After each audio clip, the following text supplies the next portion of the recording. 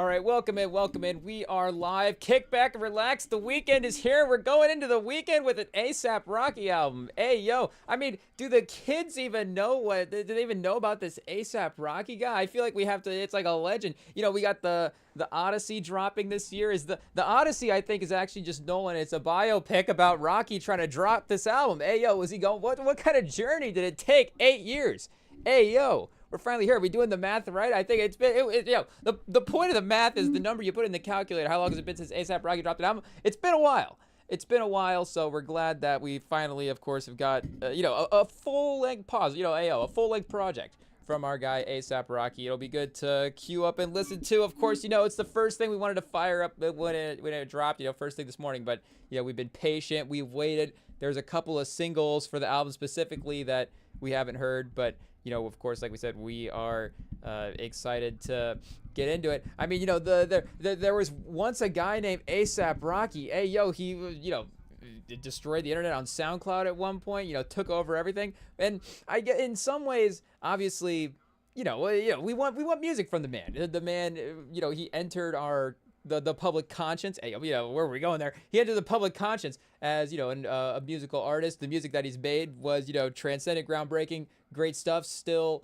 you go back to that, and it's not always, for us personally as well, too, like the first discography we go to, and not always the first one that's brought up as well, too. But, again, for the uniqueness of it and what he was able to accomplish even in a short amount of projects, still does stand out above, a lot of guys that are, currently going as well today.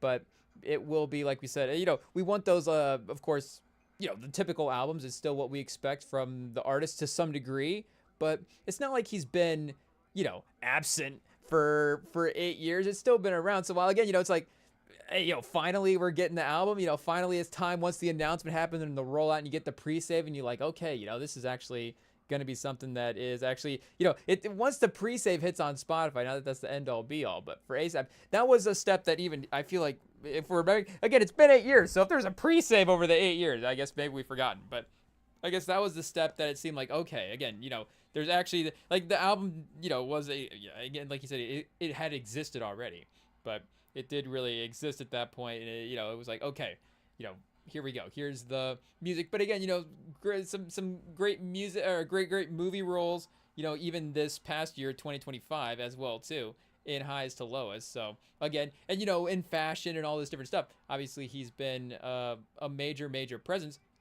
So if we were doing like a, just even still like a pop culture, like rapper, hip hop type artist ranking, just again from a sort of overall present standpoint, even still in 2026, he is still a major guy. And that is, that could even go expand into guys that are, like 50 Cent, is this even this year, like, we mentioned, obviously not even us, just mentioned, like he was with executive producing that whole Diddy documentary and stuff, he even took an extra sort of, resurgence as well too, and had a single that dropped, it was on the Rap Caviar playlist. People were listening to 50 Cent again, Get Rich Die Trying was peaking with the daily streams. So, and then, but that's still, it is a part of the conversation as to, the modern game and the hits these days versus some of these projects back then. And, people still, and not that it's a bad thing gravitating toward the old music, but just, where we're at with the new stuff as well too. And, because of not even just, the project, but because of even the strength of, his music in the past as well. But again, all the business stuff, all the entertainment stuff, all the movies, like, obviously, 50 Cent would be way up there in the rankings. But I think you could argue that, he's I'll say top 20 generously again, because we're going like at this point, the entire scope as well too.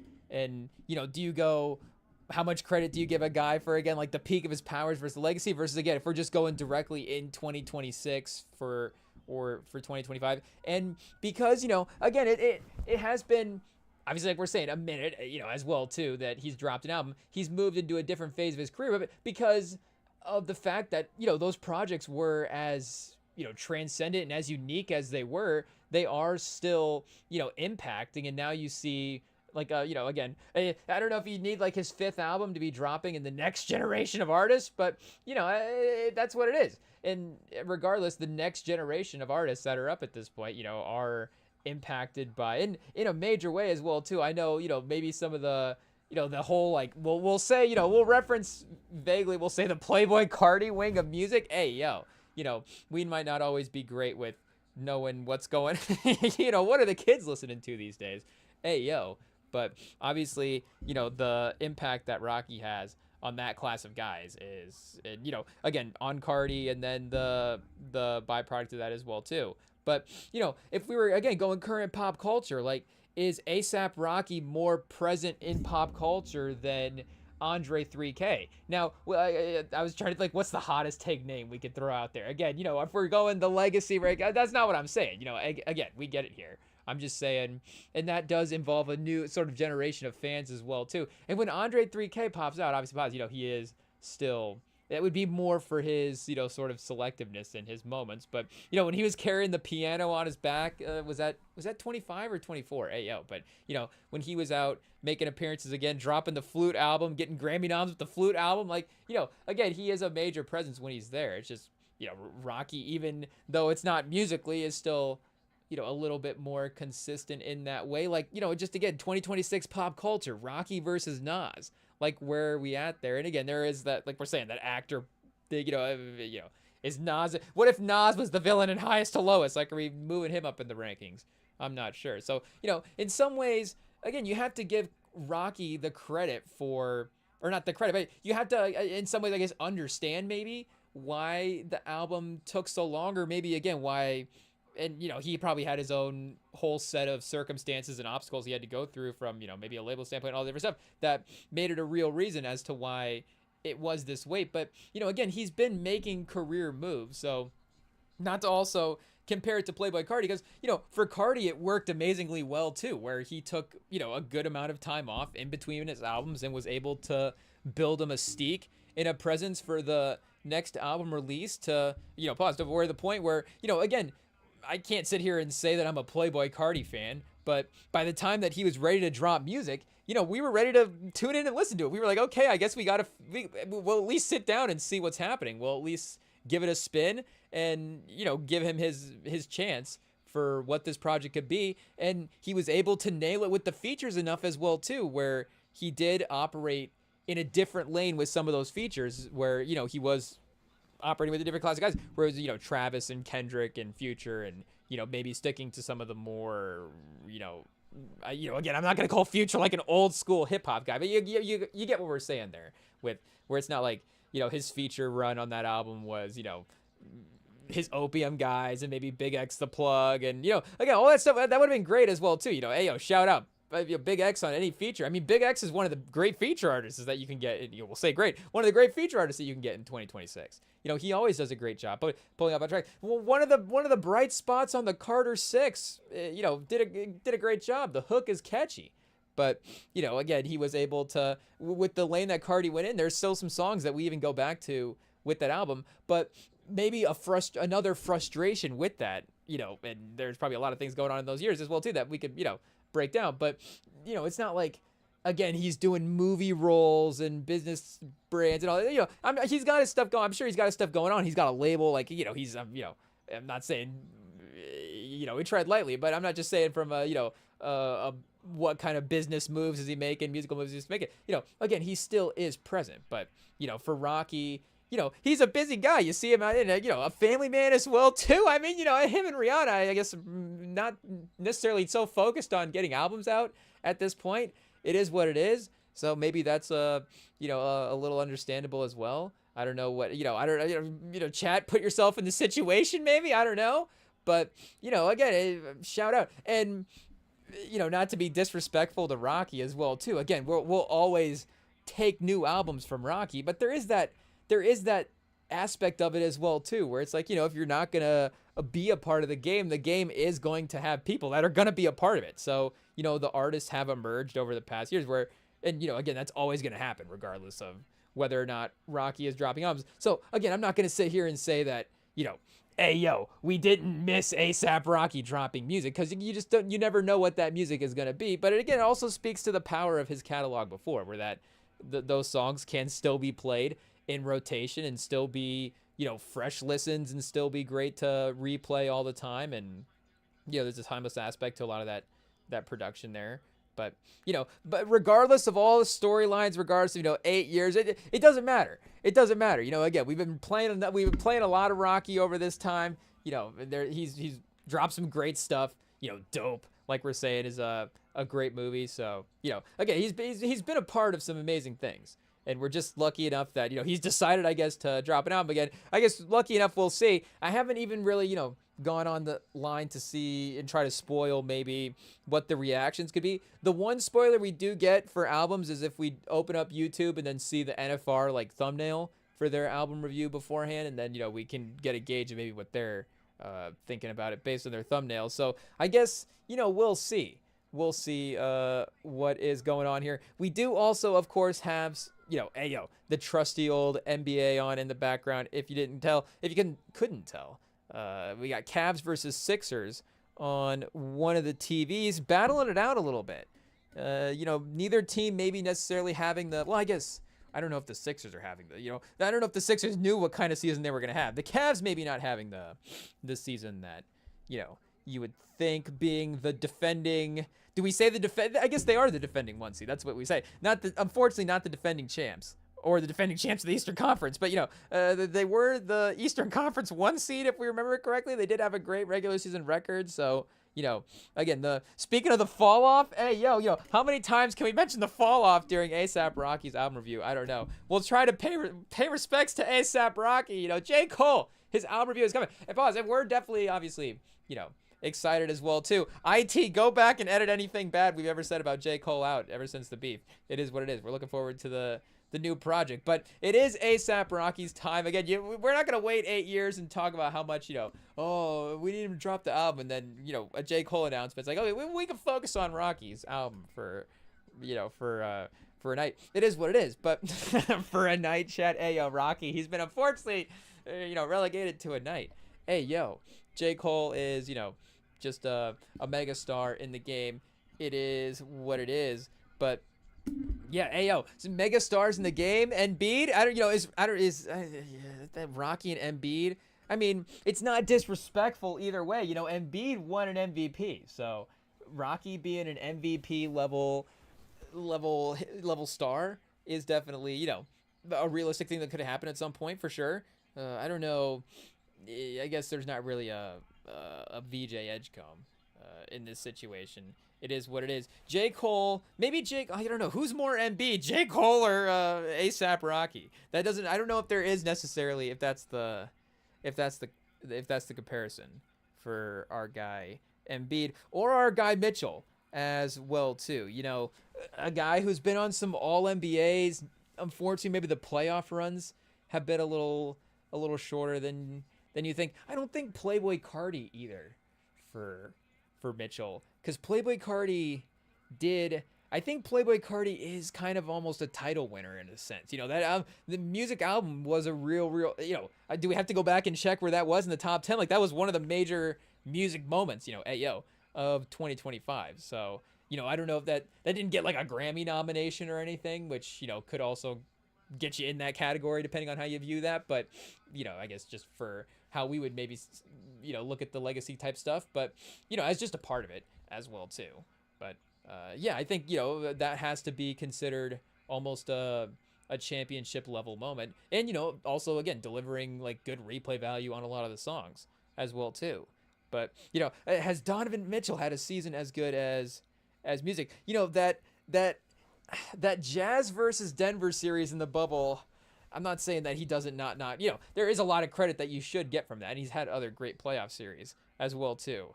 But there is a lot of that, that was such a high powered, he was on so much, what's the right way to say it? He was on so much fire. He was on great amounts of fire. Hey, he was on such a heater on that playoffs that even Murray as well, again, Murray's had great playoff runs, but it's like Mitchell is now just almost like cooling off some of the playoff, again, resume builder type stuff from that playoff run from that playoff series for how great he was. And, going down all the way to Conley, you can't even really say Conley missing the three. Like, it just, sometimes when it hits the pause, when it hits the rim, hey, it just doesn't work out right. Hey, it is what it is.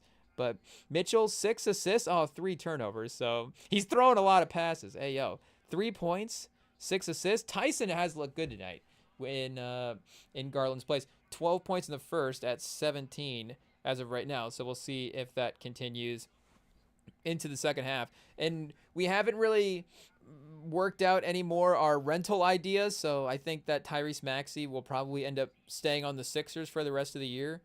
Would be my guess. I don't know if our 6-month trade idea is something that we're going to be able to cook up in time. But I am tempted, of course, to look at the Cavs on the trade machine because they are one of the more difficult teams to figure out, and there has to be something that is capable. And again, it just depends on, I guess, what your expectations of the season are, or what this team is as well too, because the moves that you have been trying to make this entire time have been trying to add to the core of what you had. So you're trying to build around this Mitchell, Mobley, Garland, Allen situation, and what's that final guard piece? What are the pieces off the bench that can make that work?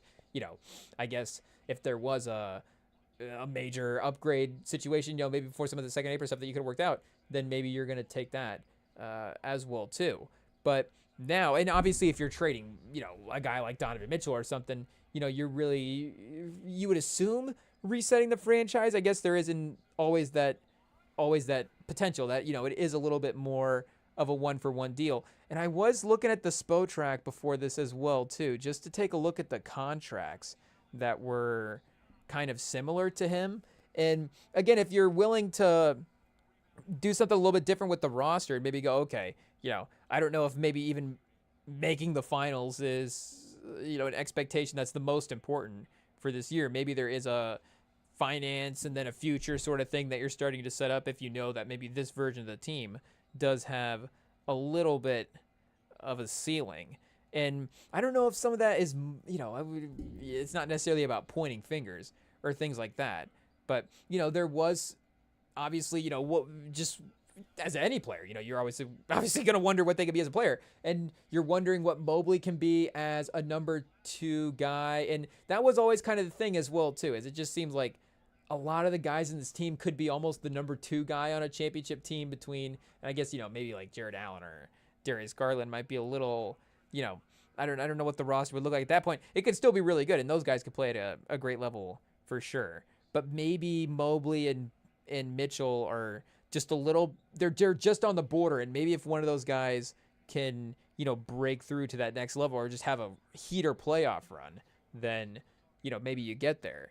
But if you know that, obviously with this top 4, you might not necessarily have the ultimate playoff upside that you want, then you are, maybe going to be able to do just, you're going to be able to take different stuff back in a trade because, again, they can only necessarily trade one player out at a time, but you could take, like, if it was Mitchell, again, you could do like a 2-for-1 if it was, like a 30-20 salary situation, or, again, we'd have to double check the teams around him. And the 1-for-1s, do become difficult. You get like Markkanen on the Jazz. Like, I guess, are they better or worse if they bring Mitchell back, from a win standpoint? I'm sure they could manage him on the roster the same way that they do Markkanen in terms of how he's able to, again, impact the overall draft pick.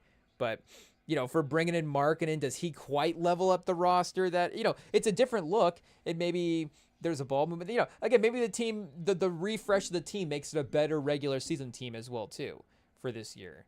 But, is it a better playoff team with Markkanen than Mitchell? I'm sure there's people that would think so, but I don't know if it necessarily gets you that title expectation that you're thinking. As I was scrolling names a little bit before earlier, I did take a quick glance at Jalen Williams, but he's a little bit positive, like a bigger player as well too, and maybe even better off the ball next to Shea, and a better defender. Like, I mean, not to say that just Jalen Williams is just a straight up better basketball player than Mitchell, but it's close, so I don't know why OKC is going to do that. Again, he is a little bit more of a better positional kind of fit next to Shea as well too. I did have a moment of like, should we workshop a Banchero for Mitchell take? I don't know if they're, Banchero, again, he's 22. Hey, like, as much as there might be a little bit of a clunky fit getting this all to, mesh offensively bringing in Bane, like you would still think that, is Desmond Bane going to be the reason that Paolo Banchero can't be good at basketball anymore? I don't know.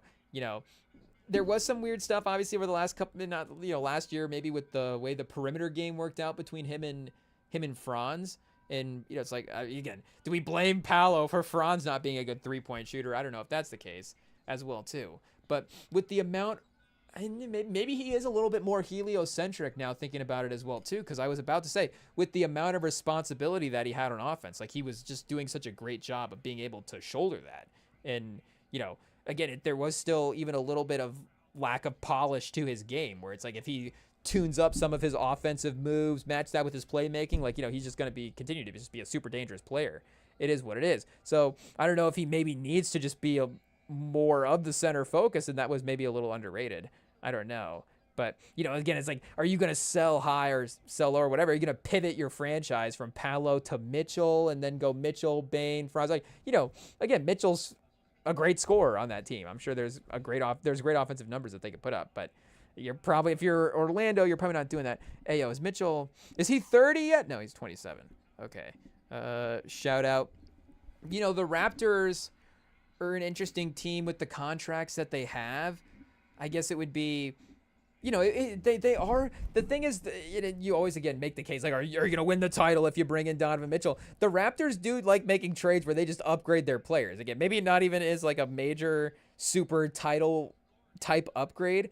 It would have to be, for the Cavs, like, do you think you could build your franchise around Scotty Barnes and Scotty Barnes and Mobley, and maybe the defense, the size there? I don't know. Those guys are a little bit more on the same timeline as well too. Whatever, do you pivot do you trade Garland and then use the assets with that to continue to build the roster? Who knows? And then LaMelo at 40 mil, probably too much. You'd have to get that really good second piece back or some really good picks as well too. And not to say that we don't value LaMelo, for sure.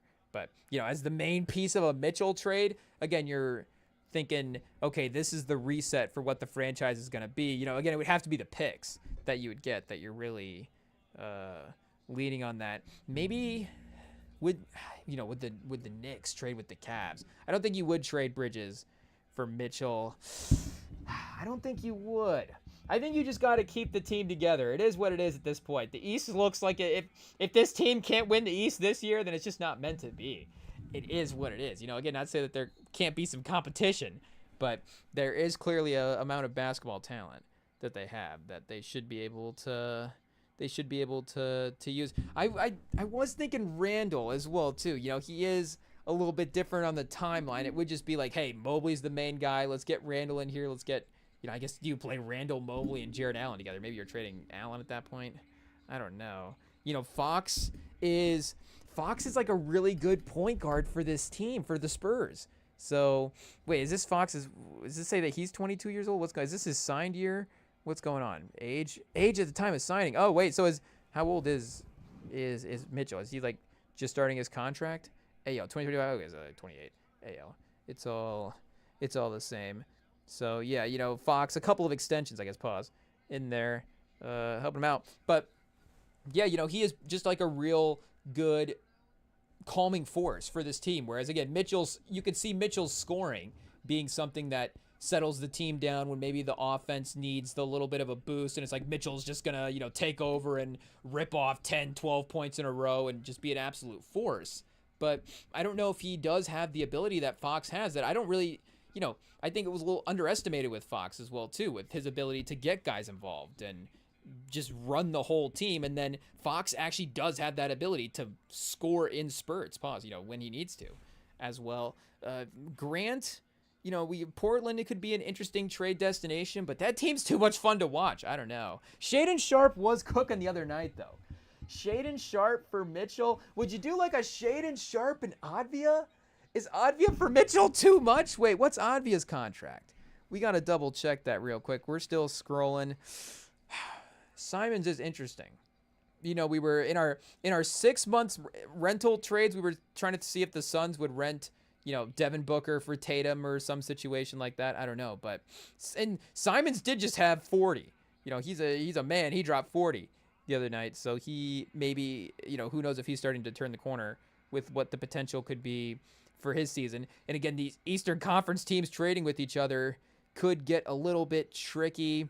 And then, we've thrown Derek White in some trades before. It is a name. And I guess, you can't do the 3-for-2 because of the fact that, again, they are, of course, over the second apron, and they're over by quite a bit.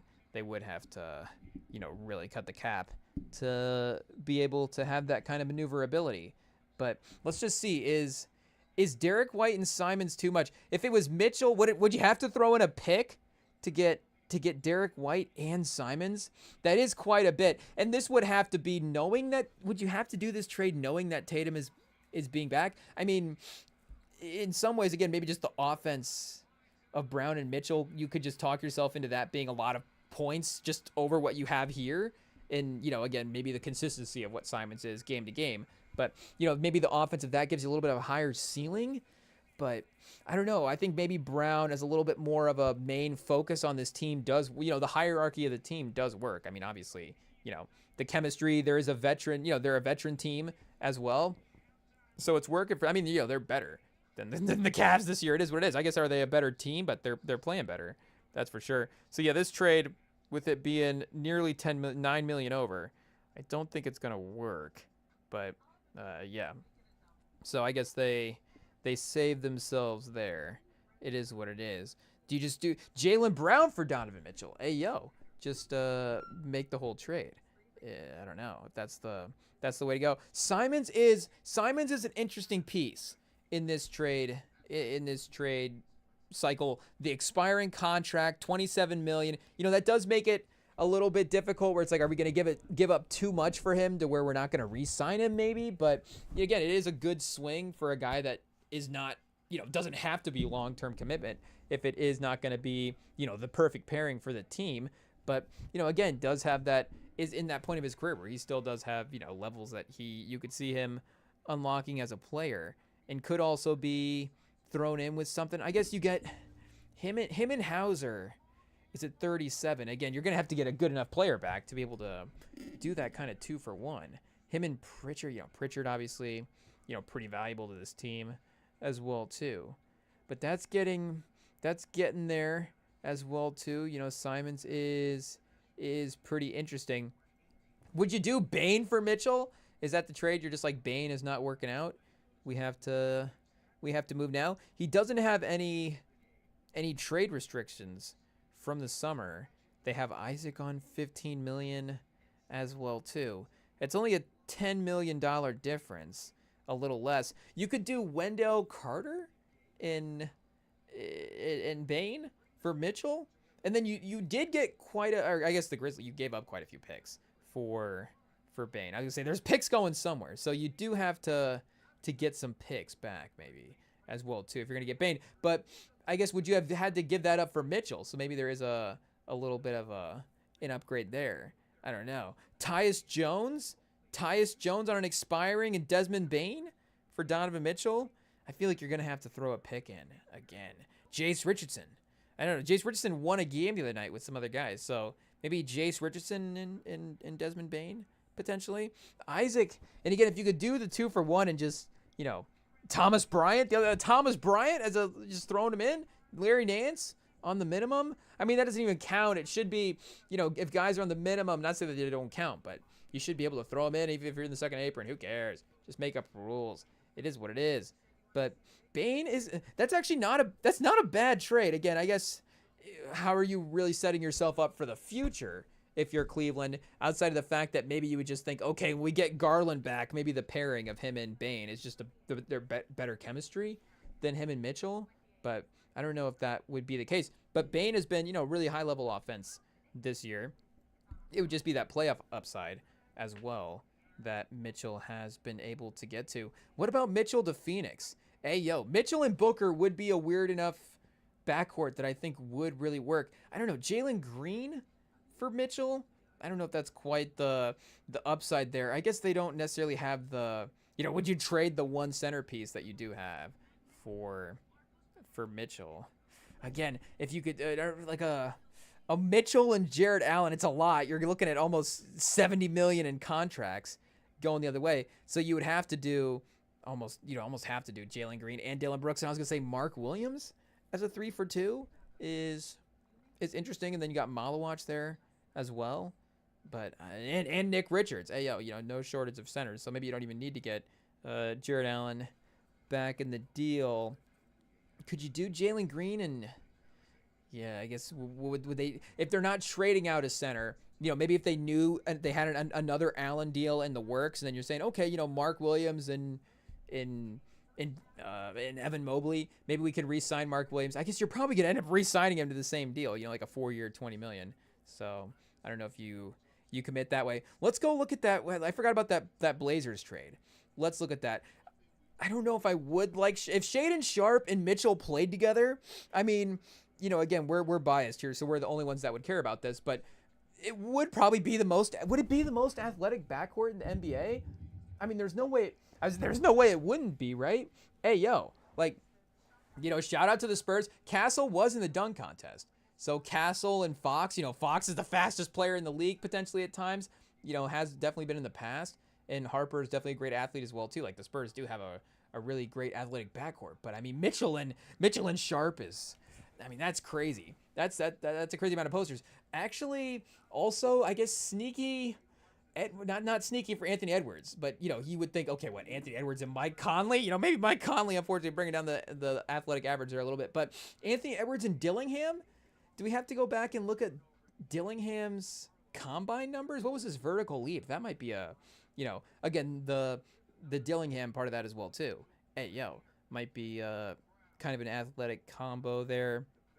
And then, you're getting, obviously, we're talking guards specifically as well, too. I guess Houston, Amen Thompson, and Reed Shepherd, wasn't he he was like a super athlete? Hey, did he have the super soldier serum? I don't know, but he was like a super athlete at the combine. Something was going on there. I don't know if they were favoring the numbers, but is Reed Shepherd and Amen Thompson kind of a sleeper? The Pistons maybe up there as well too. Keontae George and I guess Sensabaw's not there.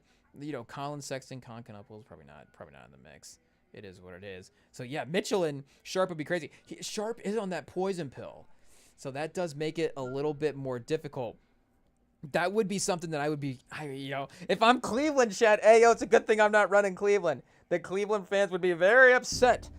How upset would they be? There should be like a AI fan judgment. Who cares? Just let AI judge. Let it read all the data on the fans for Cavs fans and judge whether or not they'd be sad. It's got the data anyways. Just tell us if the Cavs fans would be upset if they made the trade. It is what it is. So just make like a fan happiness meter. In attendance, there should be an attendance effect number on here. That would have been, because we could have had that as a factor with the Trae Young.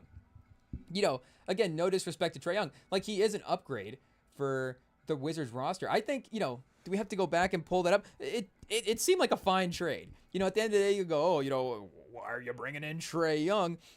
You trade CJ McCollum, like, there's that salary move there. Take a swing on a guy who's been in the All-NBA mix for, Jesus, like, at some point, let this guy play in the NBA. I mean, I get that maybe, do we want him as the main guy on a title team? But, can he run the Wizards? Like, holy cow. Like, again, Trae Young has been in a playoffs.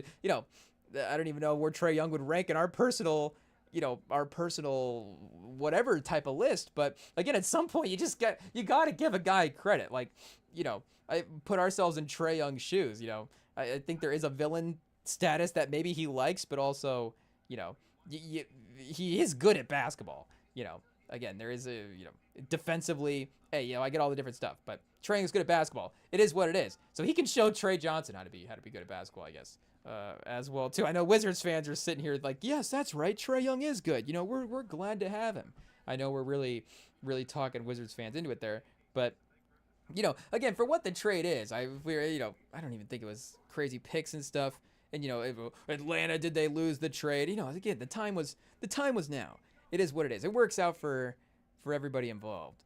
But I guess what does that have to do with Shaedon Sharpe? Do we still have stock in Shaedon Sharpe? I guess just us being irrational about Shaedon Sharpe. It is what it is. The man is like 30% from the field, and we're still ready to hand him the keys to the franchise. But I would still I guess it was that was the attendance thing. That's what it was. Because they wanted Trae Young. They wanted to trade for Trae Young because of for him to up the attendance. You know, he's gonna help people in DC, I guess, show up to the games. It is what it is. But does AOC love Trae Young? She's gonna be courtside now. Sitting, I'm not sure, but you know, he was a draw in Atlanta there for a little bit. So we would need to see, you know, again in the trade machine, if we could calculate what the attendance factor would be for Trae Young. And, you know, there was, and McCollum going to the Hawks as well, too. They played the Blazers the other night, and it's like, you know, McCollum taking pull-up corner three-pointers with 90 seconds left is, you know, again, exactly why you make the trade, I'm sure, if you're Atlanta. So you're like, hey, you know, maybe if our pull-up corner three-pointers are Trae Young and people are going to pay for that, then, you know, why not? But Avia at 14 mil, I don't know if maybe we should just start actually, you know, figuring out if this trade is possible. And I guess Advia is good, so, you know, Advia is actually good. What's the LeBron metric on these two guys? We don't even know what that number means, but 0.8 for Advia, -1 for Shaedon Sharpe. Hey, yo, PER, of course, a little lower, but he'll still get his 20 a game. Shout out. So I don't know if you're thinking, you know, Donovan Mitchell down the line at some point. Oh, Donovan Mitchell, 29. Oh, he's going to be 30 soon, Chad. Hey, yo, I don't know what that means exactly. But, okay, wait, so this trade doesn't work. What do we got here? Yeah, the Blazers, because Shaedon Sharpe's outgoing salary is not much. They are going to not be able, of course, to do this trade. But, so if there was you know, the third team that you always need for the trade, I would say I was going to try to figure out who even would be the player. It would have to be Grant, because you'd have to, you know, make up the $20 million in the trade somehow. Would somebody be willing to take on $20 million of Jeremy Grant's salary for the next couple of years? Would be the question. Or you would have to trade a pick for, like, you would have to trade Williams and Thibault out to somebody for a pick, potentially.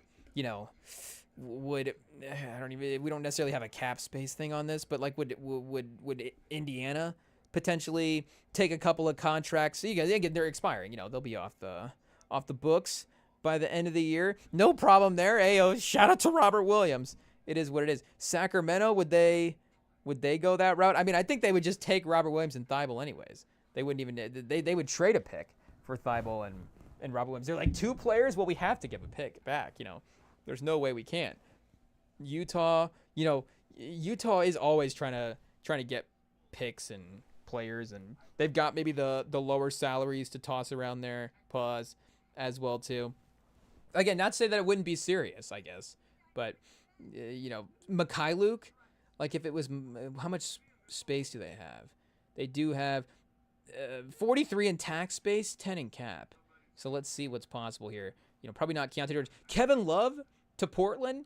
I mean, I feel like why not just get like Mikhailuk at that point? Probably not Filipowski. Filipowski, 3 years, $3 million a year. Is he untradeable?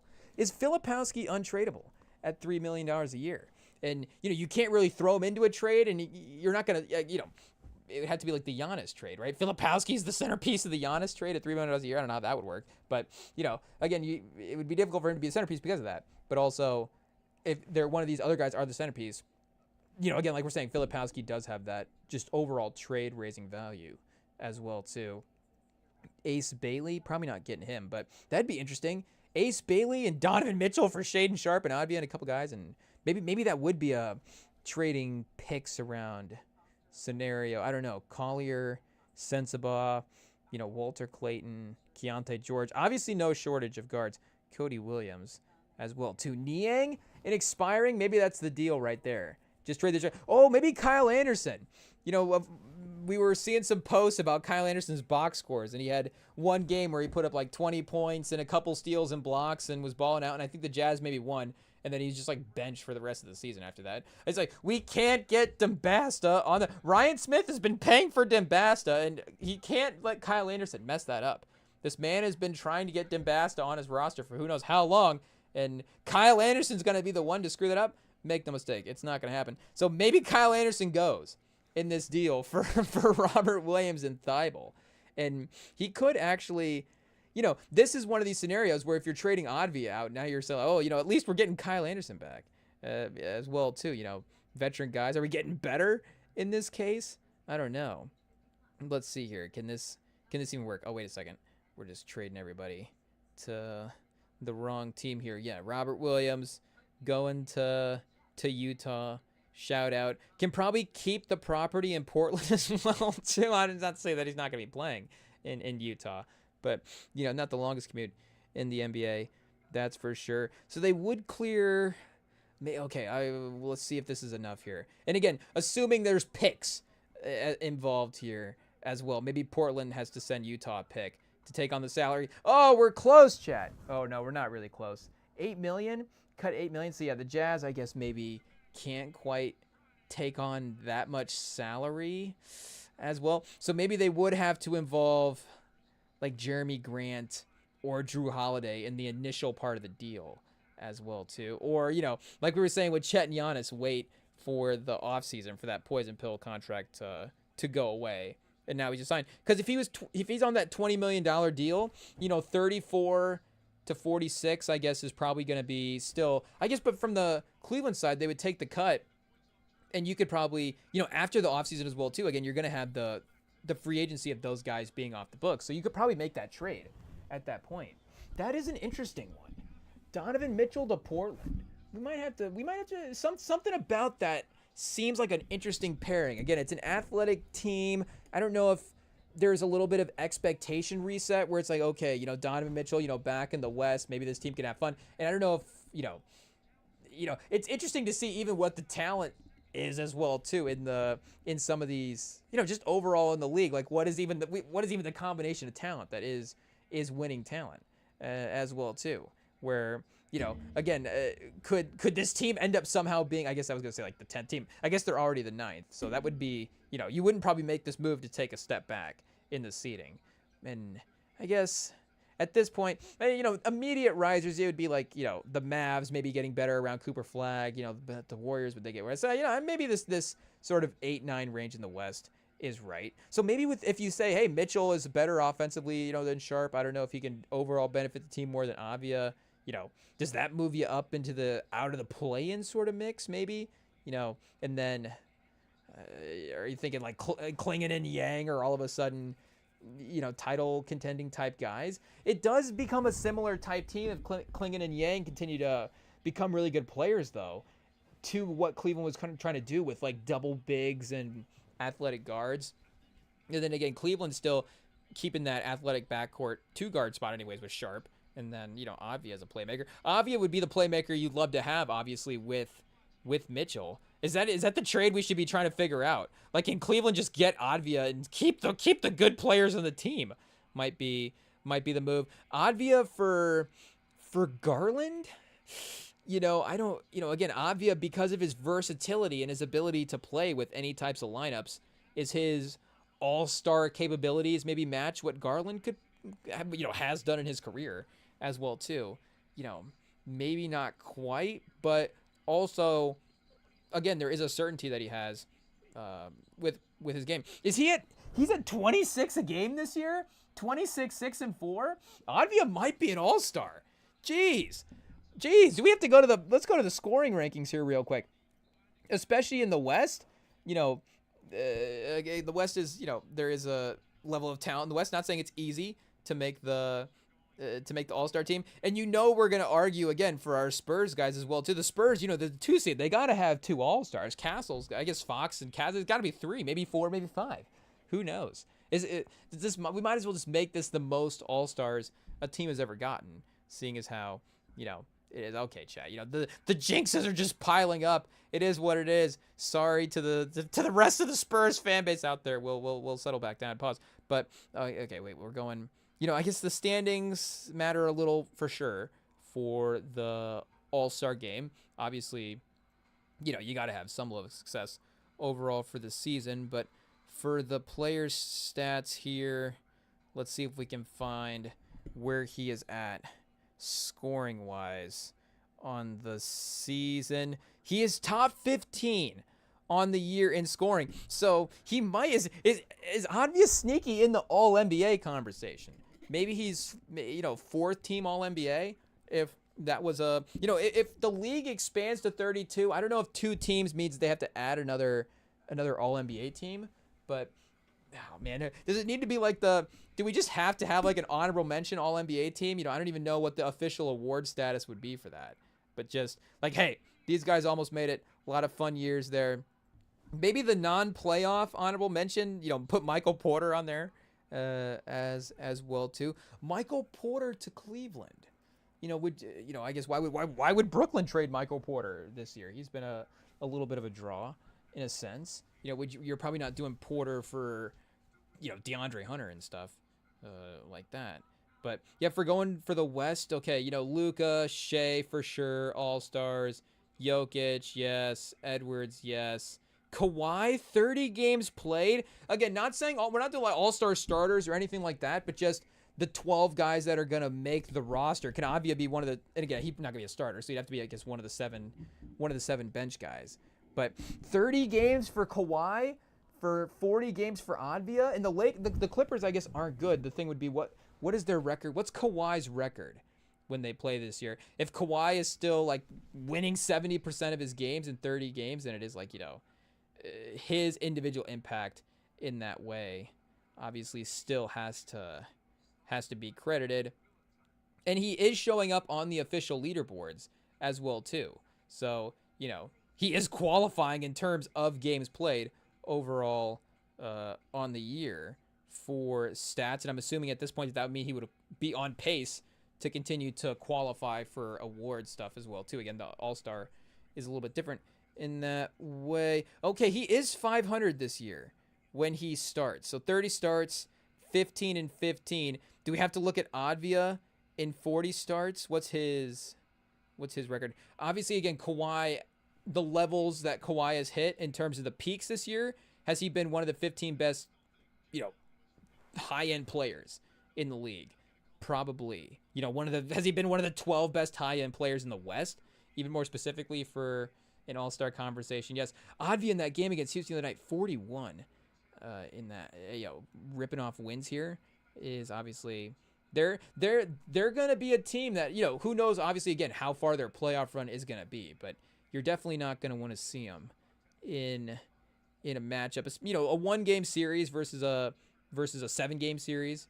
Obviously anybody, it's a different scenario, but I mean, yeah, look at this this run basically, since the end of December, only 2 losses here, and now Avia missing a couple of games, but I guess there's still 500 in that stretch as well too. Splitting those pods, so they would be 8-3 in the last 11 games, including the ones that Avia has missed. So clearly one of the better playing teams right now, and especially if you're getting this type of scoring performance. But on the season, he's 19-21. So overall, they're a losing record. It is what it is. So I guess Kawhi still. We know Kawhi, I guess, is going to be on the All-Star game. Maybe we'll say Kawhi for now. Half put Kawhi in, so that's 5. Steph is 6. If we're just going based on scoring, I guess Markkanen has to be in, right? If it's that simple, and we'll just to maximize our count, I guess we'll say Markkanen makes it 9. Reeves makes it 10. Durant 11, and then Harden. I guess you're probably going to get 1 Clipper. We could probably start filtering at this point. Okay, Booker, definitely a contender for sure. Wembanyama, obviously. LeBron, I think he's probably going to be mentioned when it comes to the All-Star rankings as well, too. Sengun, I was looking for Sengun's name. Shaedon Sharpe right there with Sengun in points per game. So I think that shows you what you need to know for where they're at this year. And he's a better 3-point shooter. We'll ignore the 50 to 45% field goal overall percentage. But better 3-point shooter, shout out. Maybe he should be as a guard. I'm not sure. And we said Fox as well, too, does have to be in consideration. This is where we need the standings again to double check the teams and make sure we got everybody straight. We should just probably do it that way anyways, because probably going to be, but maybe with just, again, the talent in the league, do you represent the individual performances for the All-Star, or do you represent what the teams have done as well, too? Because, again, like what I guess Jalen Williams with games played. Here, let's double check him on this list. Did we scroll past him, or is he not eligible as well, too? I'm not exactly remembering what his count is. Oh, no, here he is. He is. Okay, he's at 17.2 a game.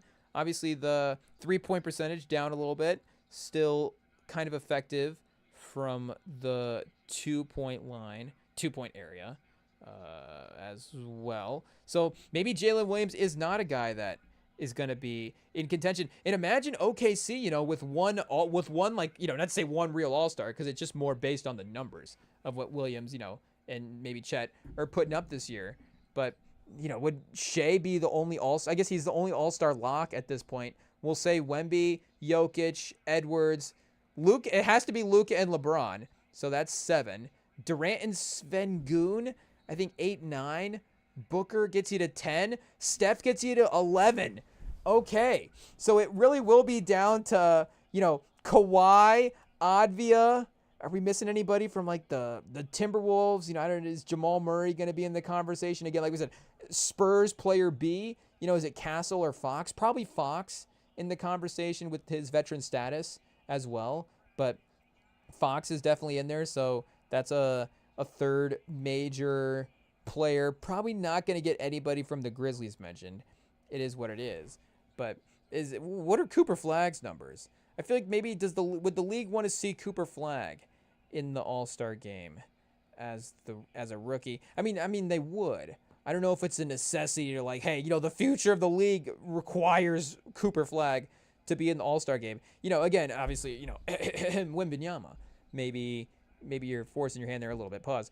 18 a game, 18, 6, and 4, 47% for the field, 28% for 3. Probably not quite enough. I guess LeBron didn't make the All-Star game his first year, so it's okay. He doesn't have to. So would Avia get... I guess Avia would get our vote over Kawhi because we're biased. Obviously we have hard feelings toward the way that the Kawhi Leonard tenure ended in San Antonio. It is what it is. So, Advia didn't fake an injury and then, leave the team and get traded for DeMar. I guess, respectfully, he didn't get traded for, a 30-mile, hey, yo.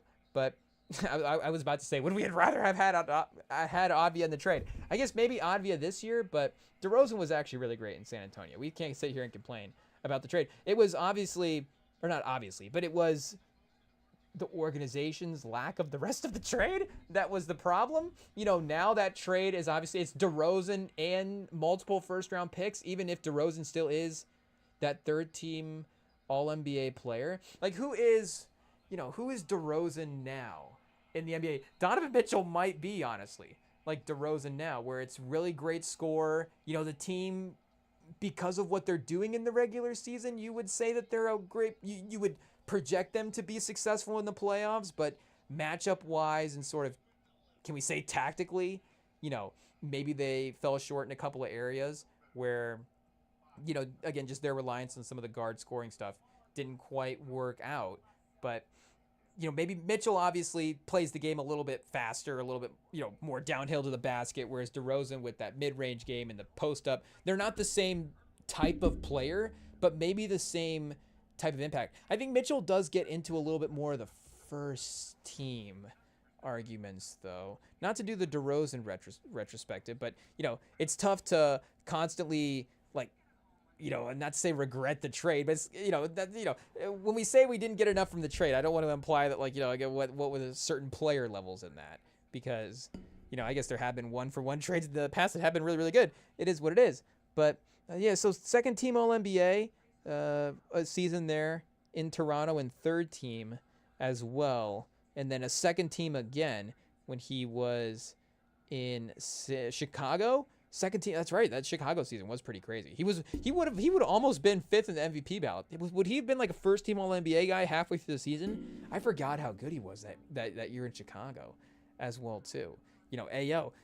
Unfortunately the San Antonio tenure, not to say that derailed the career at the end there, but because he was getting good looks offensively. 16.5 2-pointers a game that first season is definitely a lot of looks.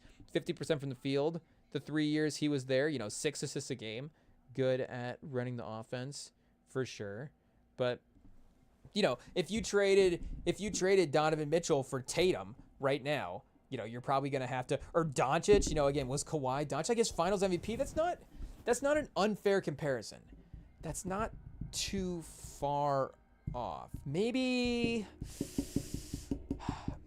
Ja is not, I'm trying to think of a guy who maybe he's only had a couple All-NBAs. And, he's starting to get him a little bit later in his career as well, too. I guess it's not going to be perfect, but either way, third team All-NBA guard. A guy like Cade, obviously, you start trading like a Cade for Tatum type of trade, and then there's a little bit more defensibility there because of, the future stuff that you maybe have with building around the timeline. But, again, they didn't necessarily trade for a guy in their early 20s that had his career ahead of him. Again, they were trading for, 29-year-old DeRozan at the time. So, yeah, I guess, Donovan Mitchell is in that same spot.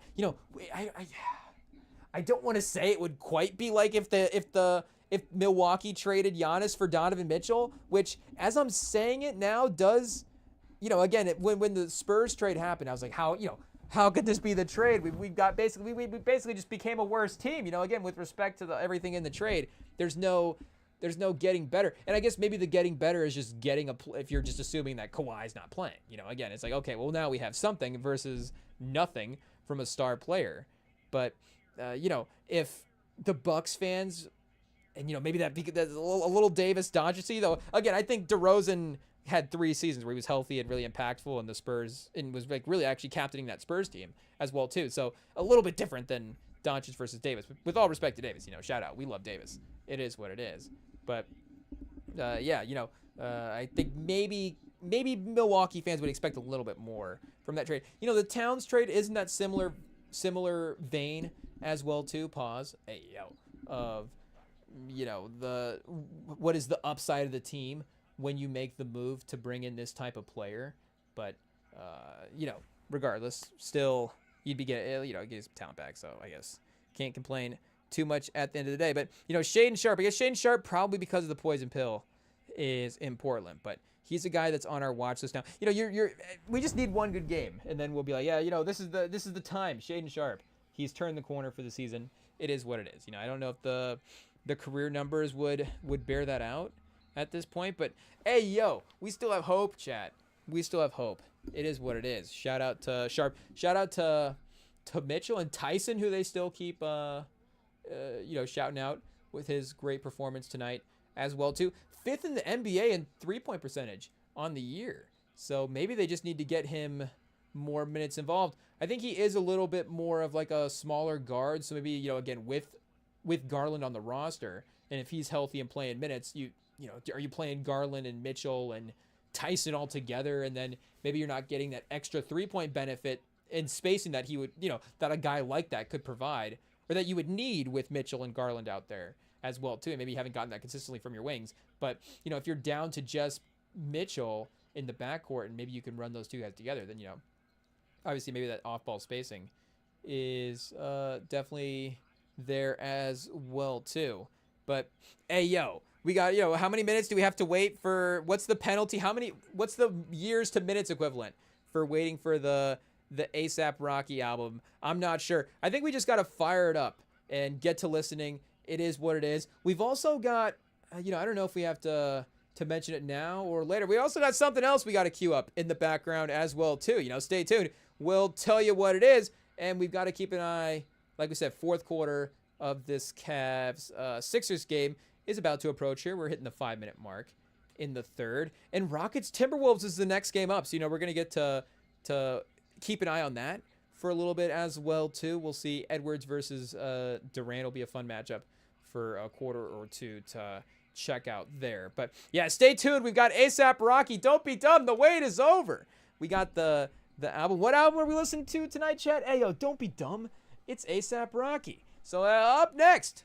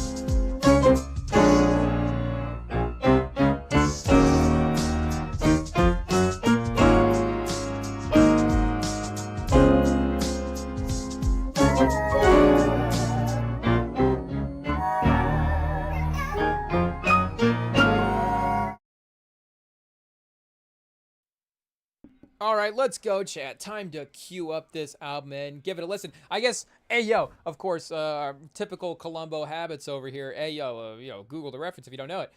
One more thing. We got one more thing to queue up in the background next to NBA. As like I said, we hit fourth quarter here, close to fourth quarter of this Cavs-Sixers game. But we've got a new Netflix movie out called The Rip. And I haven't even seen a trailer for this, but I saw, the little looping thing on the home screen, and I saw the, we can read, of course, the description for the movie.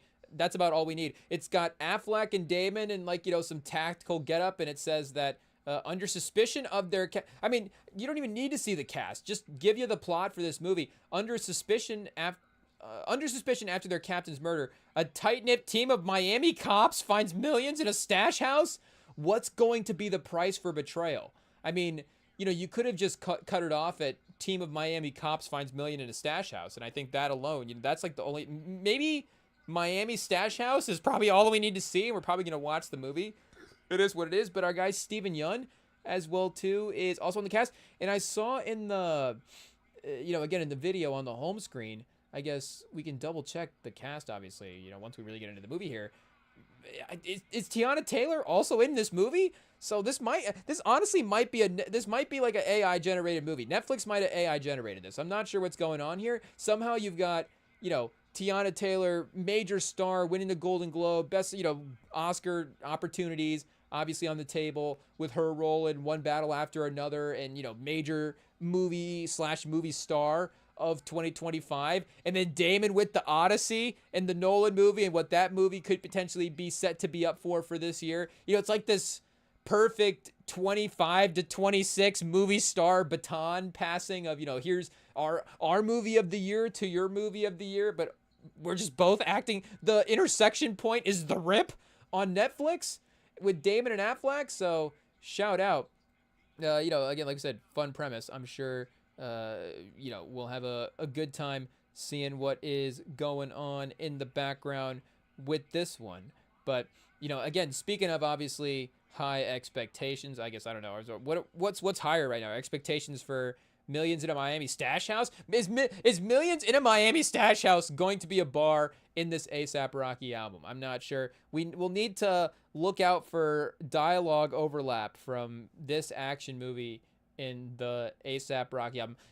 Again, maybe not like in the highest to, this album might not be in like aesthetically the highest to lowest, The Rip type of vein as it maybe is, obviously working with his guy Tim Burton, a little bit of a different aesthetic, but the artwork has obviously all been great, and there is, a clear, again, aesthetic that he is crafting. I haven't heard the singles that have been released for this album yet, so, in terms of the sound focusing for this album, I guess we're not necessarily caught up for that quite yet. But immediately, of course, obviously Rocky's curation is top tier. 17 songs, 59 minutes.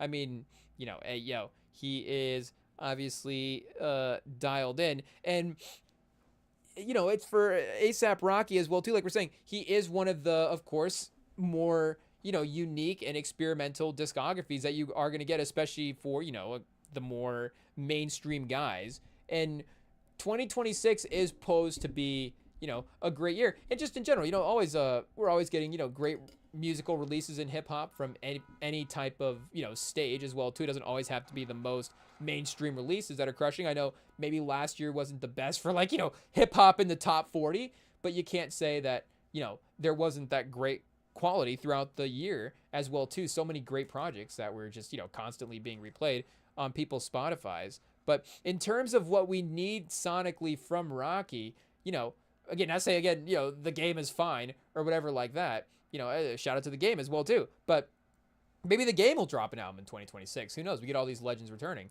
But I think, and I'm not saying that he obviously has the freedom to do whatever he wants, but to be open to a more unique soundscape from Rocky is definitely something that I'm prepared for, because again, that's what I expect from him, and whatever his version of experimenting in a different way is gonna be. Just whatever Rocky decides he wants to craft for album aesthetic is, going to be something that I'm obviously going to be willing to test out. And there has been that sort of psychedelic rock cohesion throughout all of his projects. And there is, from what I'm hearing, and I guess one of the singles, what was the one single called? I don't know if we just, but yeah, Punk Rocky. So I don't know if that just immediately, sets your mind for what this could be. And that does, in a way, fit some of the Tim Burton kind of aesthetic as well too. You could see the overlap there. But, again, like, hey, not to mention the fall off right away, but, J. Cole shout out, and I know that he's always continuing to push his sound. The off season is a different kind of sounding soulful album than, 2014 Forest Hills Drive, but there is obviously for anybody, a unique sound that just J. Cole in general, you can kind of tell when he is on the beat. And I guess not to necessarily say that he's self-producing the entire album that is about to drop as well too. I would assume it'd be, in that lane a little bit. But, there's going to be, I guess traditional hip hop releases, if we can say that. So Rocky to provide a little bit of a different soundscape in the game is something that I think is, what we need from him. And, it is his last album as well too. I don't know if it was like the start to finish, like in the moment received the same type of way, but it did have his biggest song of all time as well too. So even if he wasn't, again, crushing the critical release of the album in the same way that he was in the past, it's like, well, now he is, moving into a commercial lane that he wasn't before, and now dropping these like massive radio, massive streaming hits as well too, where a song like, Praise the Lord is everywhere. So if you go into an album like Don't Be Dumb, and again, it's like, okay, if the album, is it going to get the 10 on 10 critical acclaim of an album, in the past, like some of the earlier projects that he had, or is it going to have, the major single like, Testing did, then what does that mean for the project? But obviously, for A$AP Rocky to just continue to add to his soundscape, it's going to be something that, like we said, we are looking forward to and ready to test out. And, again, obviously the album just dropped, so we can't necessarily say, well, the album doesn't have hits, but I'm just saying, like, in terms of, what the general expectations of the album should be. Like, the album, obviously you can, and we were learning that the only thing we're learning from instant reactions is that you can't trust your instant reaction. I mean, there is, a side to the instant reaction where I guess it could go obviously really bad, and maybe like, well, I guess that one wasn't for me. Or you listen to an album like the Clips album from last year, or, Jid's album, and you're just like, this is instantly, just an amazing project, and then you start thinking, oh man, this is actually one of the, the best projects, to whatever degree you want to start putting that on your list and stuff like that. I'm not even just talking about for the year, but you start going, oh, what album does this Clips, the Clip album is as good as, all these other albums that have been dropped at whatever time period. It's just an amazing project. It is, they just were able to crush it from the get-go, and immediately you heard it and you knew it was special. But all the time, especially now in the streaming era, there is, and I guess there is that thought that, if something doesn't hit right away, then we just move on from whatever it is. But especially with a guy that already has a certain amount of staying power, like Rocky as well too. Like, again, Rocky is ingrained to a certain fan base and a certain, generation of fans, where even if he doesn't always accumulate the new fan bases and continue to grow as an artist, like, he's just going to have his staple of people, like I said, ourselves included. He's always going to be in the rotation to some degree. It's never going to be like, oh man, well, I guess, you start going down whatever, I guess, we're from a musical standpoint, like we're saying, his, there's Norm Macdonald jokes that are right there, chat. It is what it is. I don't know. We tread lightly, I guess, in 2026, but, and, I guess we respect A$AP Rocky as well, too. We don't necessarily want to use the Norm Macdonald jokes, in this situation. That'd be a little too dark. The humor there would be a little too sad, I guess, for us just to even take it into a humorous light. It is what it is. And I know Norm Macdonald might also be, we've referenced, we're doing an A$AP Rocky album review. We mentioned Columbo and Norm Macdonald. Shout out, we're on fire. It is what it is. But, I guess this is maybe, A$AP Rocky, like we're saying, is a little, is weird the right term? I think you could say weird for Tim Burton and it not be, it not be a bad thing. And not that weird's a bad thing, but, I think that is an aesthetic that is actually, again, maybe that aesthetic that Tim Burton is going for. And at first I was a little curious about just that overall crossover as well too. Again, Tim Burton's obviously a legend, but his characters are so unique, and just to see him with anybody else, it's not to say that it's not to say that again, Tim Burton can pop up on an album, hey yo, but it just it's just very striking again to see. It's not even it's a non Tim Burton album to be a Tim Burton album aesthetic, because once you apply the Tim Burton aesthetic to something, then it does become Tim Burton, and that's obviously a shout out to him as well too. I don't know if we ranked. Does Tim Burton have the most? Does he have the most distinct film style of all time? That might be a little, that might be obviously a matter of opinion, and we might not be fit to say that. But have the depth of knowledge of everybody's film styles. Hey yo, but I mean, you don't even have to see a by Tim Burton situation to know it's by Tim Burton. I mean, Nightmare on Elm Street. Hey yo, Nightmare Before Christmas isn't even directed by Tim Burton, if I'm not mistaken. I think he executive produced it or whatever. So, again, his hand pause is definitely involved in the movie, but hey, yo. But, again, he was not like it was a Tim Burton directed film. It's still a movie that gets credited to him, though, just because the aesthetic is there. So I don't know if people are going to look back in time and say, Tim Burton was spitting bars on this album. Hey, yo, you'd hate to see Tim Burton come in and gentrify the album like that. It'd be terrible. But, again, the aesthetic is cool. We do like the album cover, and the array of artwork has been very, very cool to see as well. And I guess Helicopter is what the second single that was dropped. If I'm not mistaken, it was Punk Rocky first and then Helicopter second. But he did have, I'm trying to remember what song he played when he was in the helicopter. And was that Rolling Loud? Hey, yo, we're not cool. We don't know what concert's what. It is what it is. I will say our knowledge of the concert game is definitely not there. That's for sure. But we did see clips of A$AP Rocky flying in a helicopter over one of the stages. So was he playing Helicopter? Was he playing the single Helicopter when he was doing that? It would make sense because it would be the perfect song title to have that prop out for. If you can call a helicopter a prop. But I guess we'd have to go back and double check. Do they have the music video attached to this already? I don't know. But hey, yo, I think we've got the speaker fired up here, ready to give it the first listen. It looks like the features are hidden, so I know. Ooh, disc 2. We got 2 songs on there. Okay, shout out. I saw that people were, I think, posting the feature list, but okay, so we are going to be, I guess, surprised as we go through and listen here. And yeah, the single on the Punk Rocky, or the artwork on the Punk Rocky single is pretty cool as well too. Wait, let me look at this real fast, because I was gonna go to the album, but hey yo, we're getting distracted. Yeah, so it's again a new lane, and it being all these years as well, you're gonna want to see him attempt something out of the ordinary. So Order of Protection, okay, very unique start right away. I don't know if this is the influences full circle. He's now being influenced by guys like Playboi Carti, who he influenced. Is this going to be like a Marvel timeline, time loop, music influencing who type of situation? Hey, yo, getting copyrighted right away. It is what it is.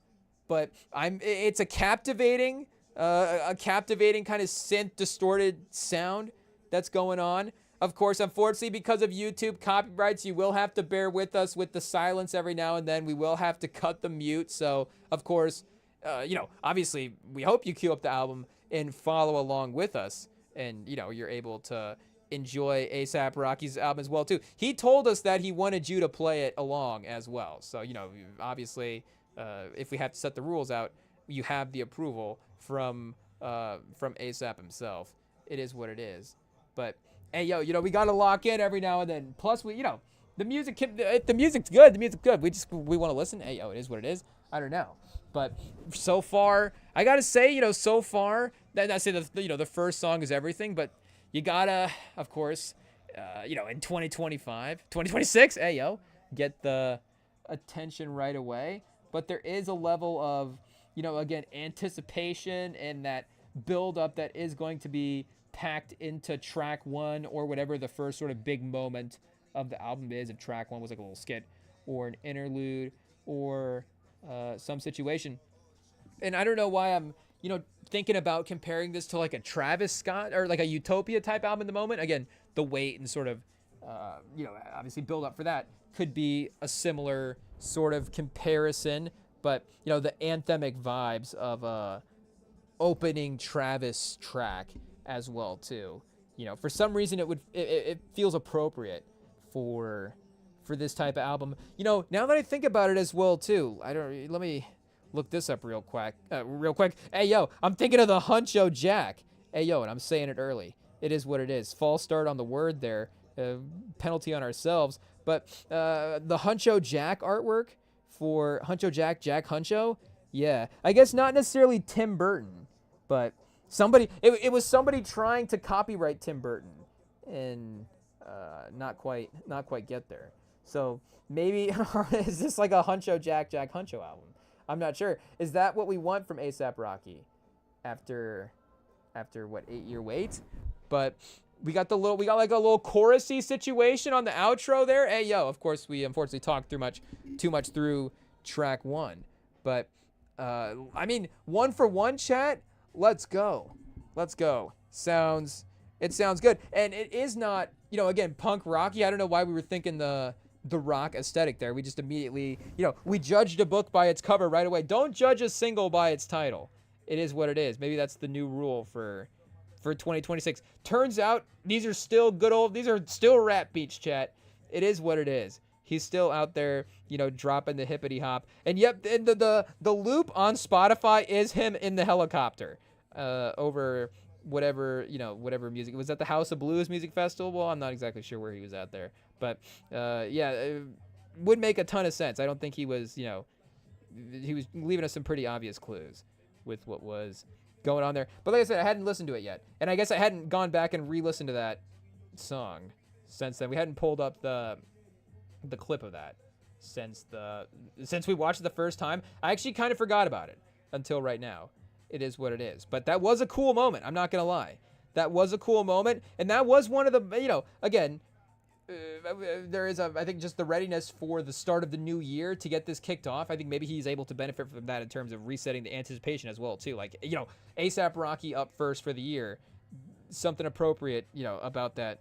It seems like a good order as well. I don't know if, the headliner order of J. Cole or, after Rocky, and then does Drake go after J. Cole?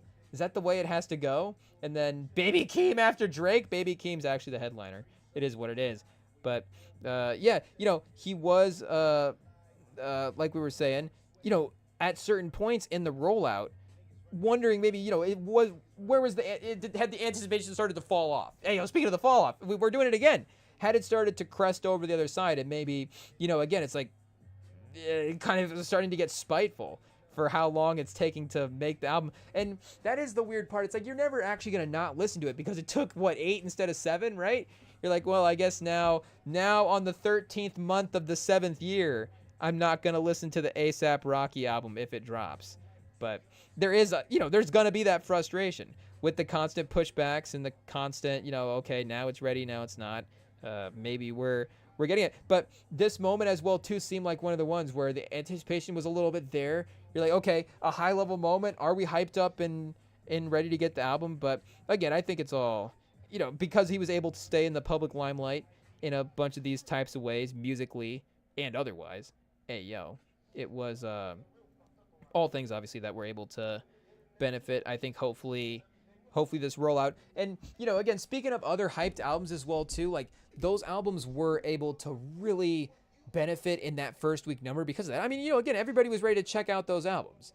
And, they were, maybe there was a perfect timing for this album to drop where it could do like a 300,000 number or something like that. Let me go back and look at what music did its first week. Pause. Because Utopia, if I'm not mistaken, was Utopia at 496? Did it almost do 500K? Which, even in the 2020s is obviously pretty crazy. Let me see what we've got here first for Utopia.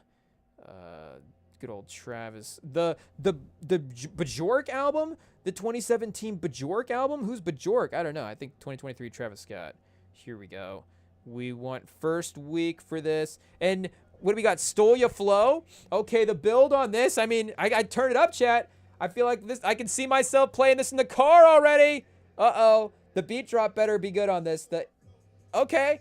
Okay. I mean, we don't have it. I think we need to turn the volume up a little bit, really experience the car shake potential as well too. It's going to be annoying when we get up for the gym tomorrow and Stole Your Flow is the first thing we queue up in the morning, and then everyone's like, oh yeah, hey yo, stole your flow, stole your night's sleep. Hey yo, is that a bar, chat? That might be a bar in the song. I'm not sure, but I don't know what that means. I think it's a triple entendre. I'm not sure, but okay, wait a second. First week, Utopia. Yeah, Utopia did 496. Hey yo. I mean, that was obviously just one of the crazy music moments that we've had over recent history. But then music itself, not the Madonna album, but the Playboi Carti album. Hey yo, so the second best album titled Music, shout out, ever. That's still pretty something. That's still something, pretty cool. So that did 298. That did 300. So where was that in the landscape for 2025? I actually guess we haven't looked that up total since the year has finished. Are we bad fans, bad journalists, not doing our job? I don't know. Highest first week consumption. It was the number one of the year. It ended up being the number one of the year. Hey yo, we didn't get an album at 300K. It's kind of crazy. But Some Sexy Songs for You was at 246. Was the next one, and then Jack Boys 2, I Am the Drama, Don't Tap the Glass, Let God Sort Him Out, the Carter 5, Balloonerism. The last one is the top 10 from last year. Again, we could debate the overall sort of the commercial value versus what it ended up maybe being the top hits from the year. But again, the anticipation for these artists resulted in what ended up being, again, I guess did Astroworld do 1 million its first week? Am I crazy there? Astroworld. That might have actually been his biggest first week number just in general, but maybe comparing eras. I don't know. It wasn't that far off, but still. Oh, no. Okay, wait. 1 million's crazy. Hey, yo. I think it's definitely gotten there. It is what it is. Oh, Scorpion. I mean, that year, what did Scorpion do? Scorpion might have been close. Was it like 600? Now we're just reading off stats. It is what it is. Commercial performance, first day, 132 million streams. Hey, yo. 732 for Scorpion. But yeah, so Astroworld 537 was actually the biggest first week number, not surprisingly, for Travis Scott. But again, obviously for what he was able to accomplish with nailing sort of the overall release and everything of Utopia, it was, you could, I guess, argue maybe either one, and maybe we would end up at the end of the day, maybe gravitate back toward Astroworld. I'm not sure. But, at the end of the day, both of those guys, again, really accomplished what they needed to in that sense. And for ASAP, I don't think it's fair to necessarily put him in that category as well too. I think he can be, and maybe I'm underestimating. Maybe he does do like a sneaky 200K. I guess I don't know really what to. And again, I don't want to set the numbers for anything because that would be, that defeats the whole point of just sitting back and enjoying the album. And I mean,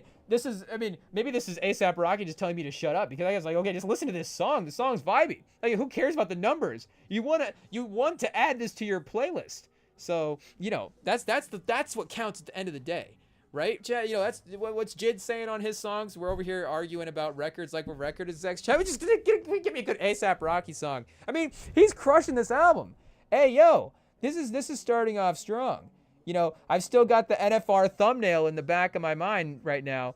Shout out, obviously, the leaders of the industry. It is what it is. But, our playlists are definitely a little bit more... do I say accepting? We're open-minded playlists over here. I'm just, I'll add songs in. It is what it is. I don't care, Chad. I'm an easy get when it comes to music. I'll add any song into a playlist. Don't test me. But there is I actually want to add these A$AP Rocky songs in. I don't know. It is what it is. I guess I don't know what songs we're adding in that we don't want to. It just is more like adding in full albums where, and there are albums where it's like, okay, I'm actually not going to skip any of these songs. Actually, I think we're pretty good. I think like I said, I'm just an easy get for music. It is what it is. At the end of the day, I'll just listen to any song, shout out. So I think that's the great critical angle that we're approaching this with at the Rem and Sam pod, shout out, really diving deep into the music over here and really holding everybody to a great standard. But Also, we just have to admit when the music is good. And ASAP Rocky, he makes good music every now and then. Shout out. So, to be able to get us with like a car song, and then now we're, if the sun goes down real quick, hey, yo, chat, track 4 to 5. We're set. We'll be driving along, and then all of a sudden it'll be the perfect sort of night drive type of vibe. And this is, again, to start off, a great sort of start to a sound for an ASAP Rocky album. And not to say that, I want everybody just rapping over basic trap beats at the end of the day. Like we're saying, we want the variety in the music as well. But there is a little bit of an accessibility with these first couple of tracks as well too, where it's about the full scale of the music. It's about celebrating everything that an artist can do. If you can make these great, I'm not saying that A$AP Rocky's necessarily making conceptual projects, but there was like a sonic concept in a way to some of those. And, again, you start going into maybe albums like Testing, or wherever maybe the progression of the, we'll say the accessibility over the course of his career. I don't know if that's the right way to phrase it or not. But, even if this is not, again, in that same sort of overall experimental, like, type of lane that A$AP Rocky was going with, like, again, these beats are good. This is fun. And we're talking over whoever the surprise feature is here on this, whoever his vocals on this album. I just want to immediately credit him to Ty Dolla $ign. He's been popping up on a lot of albums lately, but yeah, it might just be A$AP as well too, just singing. Do we have to go to the Genius real quick and verify what we got going on? But hey, we're back, chat. The vibes are lifted again. We were again nighttime cruising there. Kind of somebody was getting their feels. I don't know. But oh wait, did we just switch the beat? Hey, yo, whoa, hey. Shout out A$AP. We got the just throwing us off our game. Shout out. I thought we switched songs. I wasn't even paying attention to the runtime as well too. 5 minutes on the runtime, we'd assume there was something left. Pause. But hey, yo, shout out. Speaking of getting, the track list, the full scape, even in this song as well too. And for a lot of beat switches as well, and that's how many beat switches are there out there? Commonly, of course, you're switching up the same, you're going from sort of same vibe to same vibe. I have been listening to the J-Rock album lately, the 90095, whichever, the one with the handprint on the cover. And it's got a couple of those Kendrick features on it. But the Easy Bake one with SZA does that a little bit, where you have that Kendrick kind of trap beat on the front, and then, you get that radio DJ interlude, and then it switches because of that. So the beat switch it's still great in the song, again, the vibe of the song switches over time switches in that moment is great as well too. But do we just go back and play the beat switch real quick? We were talking over it. We weren't necessarily paying attention when it registered. I hate to mute when it hit the beat switch, and yeah, we need to, again, we'll get credit where credit is due on the vocals. It is what it is. And maybe just, again, we got a little like lower distortion. Maybe that is just Rocky distorting the vocals there. Hey, yo, and I didn't see what minute mark that happened at, but it was somewhere. Oh, wait. There we go. Yeah, shout out. Hey, yo, A$AP. It is what it is. This is crushing, chat. And it's been a minute. So I guess we could walk away from this and really, obviously, we could really appreciate it. We're not against that. It is what it is. But we're just excited to have those new A$AP songs. So maybe the replay value of those new songs are just there's 8 years worth of listening we have to do to some of these songs. Hey, whoa, hey, yo, IT. We might have to rephrase some of that. I'm not sure, but crushing it with the production, the beat switch. The vibe switch is A+. Hey, yo, if we skip it, it doesn't mean it's a skip.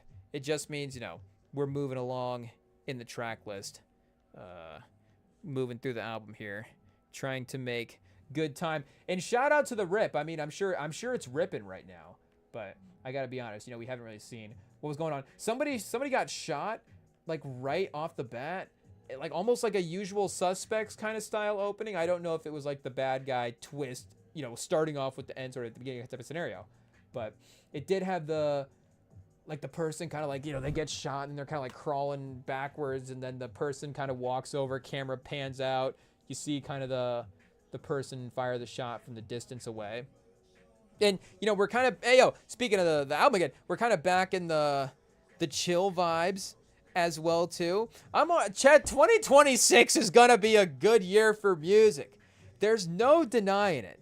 There is no denying it. If this is how we're starting, and A$AP Rocky at any point can drop, album of the year contenders. When if he was dropping this in May, May of 2019, it would be an album contender. I don't know, but again, he's always gonna be at the top of the game, even if it's not necessarily always number one this year. Like, not to bring it back to our guy Jid as well too, but that's where kind of people were at with this album last year, where it's like, I don't know if people were saying that this was the best album he ever dropped. It's still like the second best album of the year that has ever been, I guess, like, speaking of Tiana Taylor, like PTA was a little bit with that, with the One Battle After Another as well too, which is, I don't we're getting heated over the Sinners One Battle After Another sort of battle that's happening. I don't know if we might actually have to watch One Battle After Another to now know how to, smack talk it. I'm not exactly certain, but it's getting ridiculous. And shout out to, again, Chalamet with Marty Supreme, but Michael B. Jordan played two people. I get Chalamet played a real big personality. Hey, a lot of people's, how many people's worth of ego did Chalamet play? Respectfully, again, he was playing a larger than life character like that to perfection in some degrees. I haven't even seen Marty Supreme yet, so I'm just calling it perfect. Hey, it is what it is. But the ability to be able to portray two unique people in the same movie is, it's pretty crazy. It's pretty crazy. And I don't think there is also the sort of, it's like if a guy plays like a biopic for a best actor, or again, like, respectfully, if there's like a body transformation or something like that, there's these things that if you just have happen in your role, you may be more likely to get nominated, and then again, if you're really good at it, you'll probably win as well too. But if there's not really that same sort of pipeline for, like, a guy playing two people. It's not just like automatically he's gonna get nominated for the Oscar. It's just Michael B. Jordan was so convincing as two separate people that it works. And I was listening to Amy Poehler interview Coogler on her pod. Shout out. That was the first time we'd ever checked out her episode, and we checked out her pod, and we checked out that one and the Regina Hall episode. She had an episode with Regina Hall, which was just hilarious as well too. And she just won the Golden Globe, so again, now we're it's like, okay, now we're checking out Amy Poehler's pod. But it's like, if you're award winning at that level, and our algorithms tell Coogler's doing the press tour right now, we gotta check it out. And she was, of course, giving props to Coogler, but to Michael B. as well too in the interview, and just to for what she was saying, for reaffirming, and immediately this next beat as well too for A$AP sounds really, really captivating and really hypnotizing, and sounds like another track that's gonna be a hit. But speaking of captivating and hypnotizing, Michael B. Jordan, I don't know, how many how many good-looking guys can we bring up in one episode, chat? Michael B. Jordan, A$AP Rocky, Sam, we'll just mention the A-list of Hollywood. It is what it is. But what were we talking about with Michael B? And just Poehler talk about as well too. Amy Poehler, shout out, Mrs. Amy Poehler, Miss Poehler.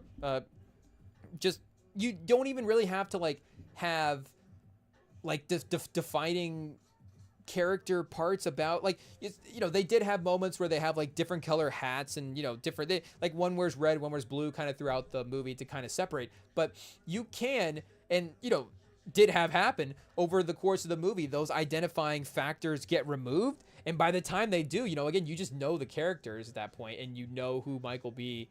is portraying, even if they don't have those things present on screen, because his portrayal is very convincing. And that's just, to me, a better thing than anybody did from a lead actor role this year. But, hey, yo. So, again, not to say that it's like an MVP first team all NBA maybe type of situation, or an MVP ballot situation where, maybe, okay, Michael B's not going to win every single ballot. Timothy Chalamet's not going to win every single ballot, but, is it? You're telling me Timothy?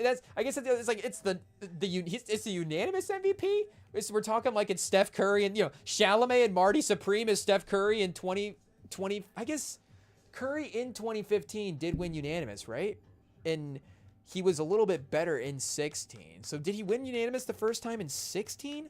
Or was that 15? But, I would say that there wasn't... Well, I guess LeBron would have been Michael B that year. But that was the year with his back injury as well, too.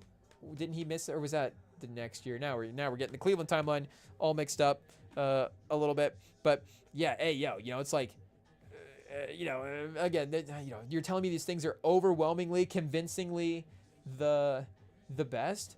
And, it was a little bit like that with Oppenheimer as well, too, last year. Not to say that we're against Oppenheimer winning these things. Again, we love Nolan as much as the next guy. And for what that movie was able to achieve in the moment, it's a great achievement. But from a movie standpoint, it is one of those things where you're like, okay, are we going to be, revisiting the movies, obviously not the number one thing all the time. But there is a revisability to the movie that maybe not is quite there, and directly compared to some of the Nolan movies as well, too. Is it even the number one Nolan movie? Is it the number one movie that he has even directed? I mean, I guess you could make that argument with Coogler. I mean, again, his filmography is so stacked that if you prefer, to give credit for the box, obviously, hey, not getting controversial. Sinners was successful from a box office standpoint. If you want to give credit to the extra levels of box office success that Black Panther was able to go to and what that meant to the superhero universe, you could say that was his best film. The intimate real life storytelling of a movie, obviously, like Fruitvale Station could be credited in that way. Creed as well. Creed is probably the one, not to say that you couldn't say it's his best movie. It could be the movie that you end up watching the most times as well, too. But maybe that's the one that you couldn't, not say again that you couldn't say it's his best, but maybe you wouldn't quite say it's his best. And, again, people would be, people everywhere, split on Black Panther in terms of what it is. That's another one, though, where, shout out, there's, and, we're not like, oh, the people calling out the people we know. Again, Black Panther is just a movie that maybe not everybody gives like 100% on the Rotten Tomatoes score. But it is one of those movies where, you watch it, it's like, okay, well, where's the slow part in this movie? Where's the part of this movie that's not good? Like, I guess we could sit down and watch together. Hey, yo. And you could, point it out potentially, but, just remind me which scenes were the ones that were no good and made this movie, drag this movie down a little bit. I'm not sure, but, hey, yo, now we're just rambling at this point. It is what it is. Shout out. I guess it's going to win like best score or something. So that'll be great. And we need to, again, chat, Rocky, 8 for 8. Stop snitching. We could probably go to the genius on this one. And, hey, yo, obviously we've been locked in on what he's been saying. So, we could easily break it down for sure. You've seen us paying attention here with Sauce Waka. Oh, Brent Fayez was on Stay Here for Life. Shout out Brent Fayez. Hey, yo. We have to go back and maybe, and now we got the rest of the features as well, too. Hey, yo. We got some fun ones, though, on the board still up. Slay Squad up next. I'm not super familiar with that, but we've got West Side Gun, Doechii, will.i.am. will.i.am is back in Tower of the Creator.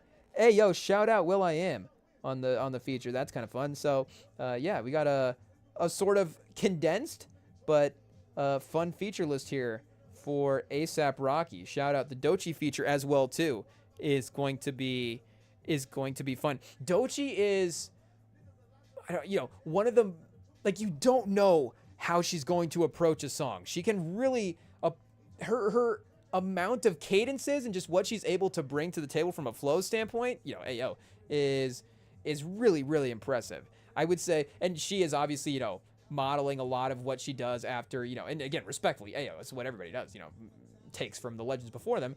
But, you could see obviously a lot of the Kendrick Lamar and just a lot of that West Coast influence, obviously, that is there. And Kendrick's ability to just, find these unique cadences and unique melodies. Like, when people, of course, compare Jid and Kendrick to each other in terms of who is more capable, as lyricists or whatever, Jid definitely is able to create unique flows as well, too, over the course of songs. But Kendrick's ability to kind of shift those into melodies and then hooks is almost on a different level as well, too. And Doechii can kind of evolve into that. I mean, just her ability melodically when she's focused in that lane is, of course, just better. So it's like, you have the ability to go to the rapping cadences, and then you're just a better vocalist as well, too. It's going to, give you a certain level of flexibility there. But, again, you never, like, for Jid, he is going to potentially, again, find a pocket over a beat where you're just like, I don't know how he found that pocket.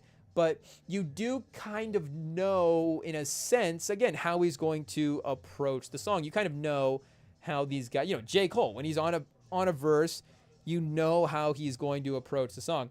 Again, like, Doechii is really like, oh, could you say, like, can you say Larry Bird, Chad? I was gonna say Larry Bird. Oh man, I guess could we just say LeBron? Where it's like you could play the game at like any type of, I guess LeBron, he just shout out, he just scores so much all the time. It is what it is. He's the NBA's all-time leading scorer. I don't think he would ever have a game where he would just not want to score like Bird.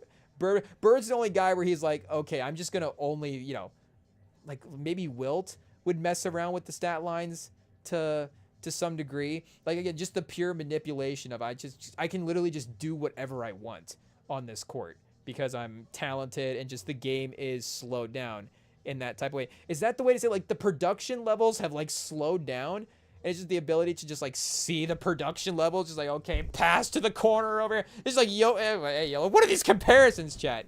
Hey, yo, oh man. We tread lightly, shout out, obviously. We're Team Doechii in anything that happens in, the media, but especially right now. So, I don't know if Bird and Jokic are the right comps. Hey, yo.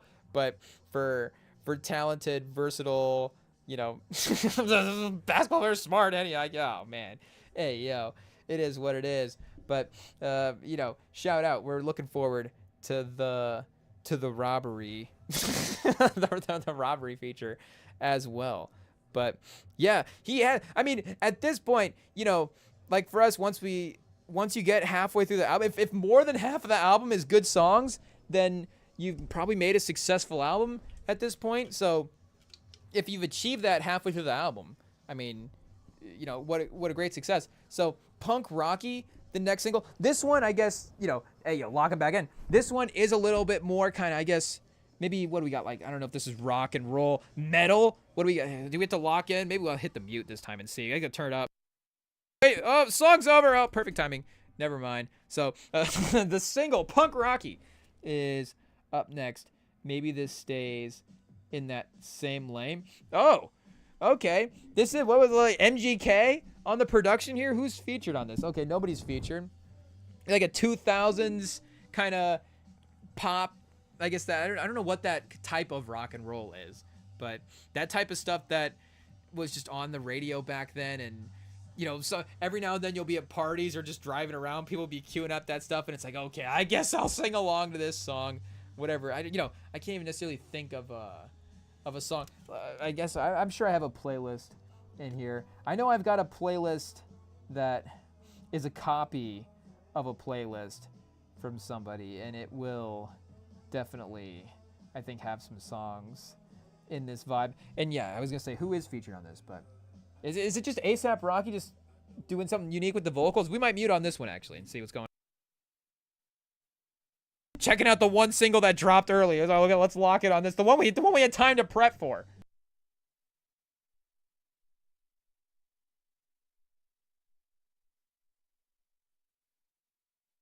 Shout out, chat. A$AP Rocky. It's fun. I mean, it's it's definitely, again, it's unique. It's probably not like, I don't what just like what percentage of the fan base, what's the playlist save percentage that we'll get here, but it is quite more streamed than than Helicopter. So I don't know if that's just the timing of the of when the singles were released. But hey, yo, I was looking for that playlist that I was talking about here. Let me see if I can find it. Oh, I can just search for it. I remember what it's called, and I guess I could look up it on the screen as well too. Oh, does this sound like maybe some? I guess this is not probably Maroon 5. I don't know. Oh, what's this? Oh, this MKTO. I don't know if that's quite in the lane as well. I guess this playlist is a little bit short. Oh, Hot Chili Ray, like Tonight.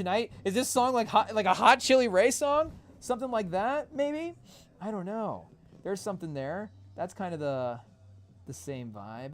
Yeah, this song, I guess this is only an hour 36. Hey, yo. There was a couple more suggestions in there. But something like that. Oh, let me check one more. I think there might be another playlist here that might have something. Oh, yeah, here we go, chat. This is like, what is it? Ollie Murs? Like Ollie Murs? Maybe not quite like M83. Hey, yo. What else is in here? Oh, like, Neon Trees. Oh, chat. Oh, Neon Trees does slap. Hey, yo. These songs used to play all the time when we went out in college. I guess we haven't been out in college in a minute, so I don't know if that's still the case. But is this going to be a throwback vibe for 2026? This playlist is a throwback. I haven't looked at this playlist in a long time. Paul McCartney. Is this like Paul McCartney? I'm not sure. Oh, this is like Olivia Rodrigo. There it is. This is ASAP Olivia Rodrigo. ASAP Rodrigo? Hey, yo. There we go, chat. Punk Rocky. We got ASAP Rodrigo on the vibe here. Yes, we do have Olivia Rodrigo saved into this playlist unashamedly. Unashamedly. Olivia Rodrigo, she's a star. She's talented. She is just, IT, can we chat GPT some compliments? I don't know. It is what it is. But maybe not quite like Billie Eilish. I'm not sure. Billie Eilish, shout out. Definitely a one of one when it comes to the soundscape a little bit there as well. But we got, okay, now we're kind of back in that, that rage kind of, we'll say, the new school, the TikTok rap chat. This is for the TikTok rappers. I don't know what's going on, but where's the, is this the West Side Gun feature? Oh, West Side Gun is next. Whiskey, Release Me? Hey, yo. No, another solo ASAP Rocky. And ASAP Rocky, can we say the fast flows? I guess we haven't been locked in. Hey, yo. But this does seem like it might be up there with the fastest pause that he's gone for the album. And that is something that you underrate and forget about Rocky as well too, is, like we're saying, his ability to, with some of the double times stuff, just spit out, fast raps like that, because he does and is, so influential and made such waves in some of that vibey, psychedelic, long vocals, manipulating type stuff, but also, can get him on a feature where he's just going to spit bars real quick and have one of the catchiest word flows as well too. So I wasn't sure, hey, yo, how picky can we be over here? The complexity of the cadences and things like that. But you see him speeding things up. You see even the vibe of this track, get a sort of vibey little hook there in the middle to throw you off.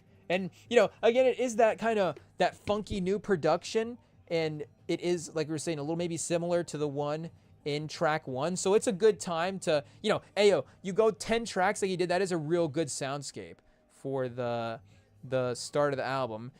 Once, of course, you get into the 12, 13, it is sort of, are you judging the curation choices a little extra harshly at that point for, I don't know what is considered excess, and then obviously excess is going to be any song that you skip at that point, but just like projected excess. EPA, what's album EPA? Skips over expected. I'm not sure what the EPA is for.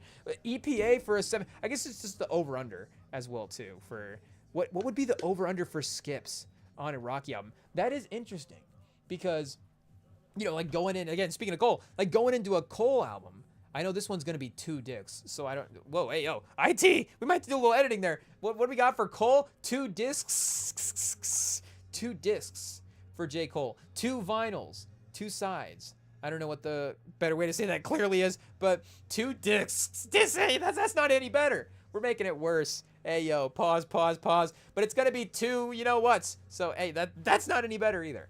Hey, yo. But it could be like 16 tracks. But either way, the over-under for skips would probably be like a half for a J. Cole album. I would say for Rocky, it'd probably be like 1.5 as well, too. I guess you could get hot takey where the alternate spread, 3.5, that would just be disrespectful to Rocky going into the album as well, too. And you'd probably be wrong at this point unless, again, the album really falls off. But we know we have Westside Gunn and Doechii. He, saving the best for last. And Tyler. We freed Tyler, the Creator, on disc 2. Hey, yo. Shout out. I think we said it good that time. Hey, yo. And this is, starting off, obviously we're going to pause and reverse of the beat switch this time. We got the trap to the sort of the vibey side of the beat on part 2. So here's Westside Gunn. Okay. We're creeping along to start. Kind of funky, kind of different, kind of still continuing to mix up from the rest of the album.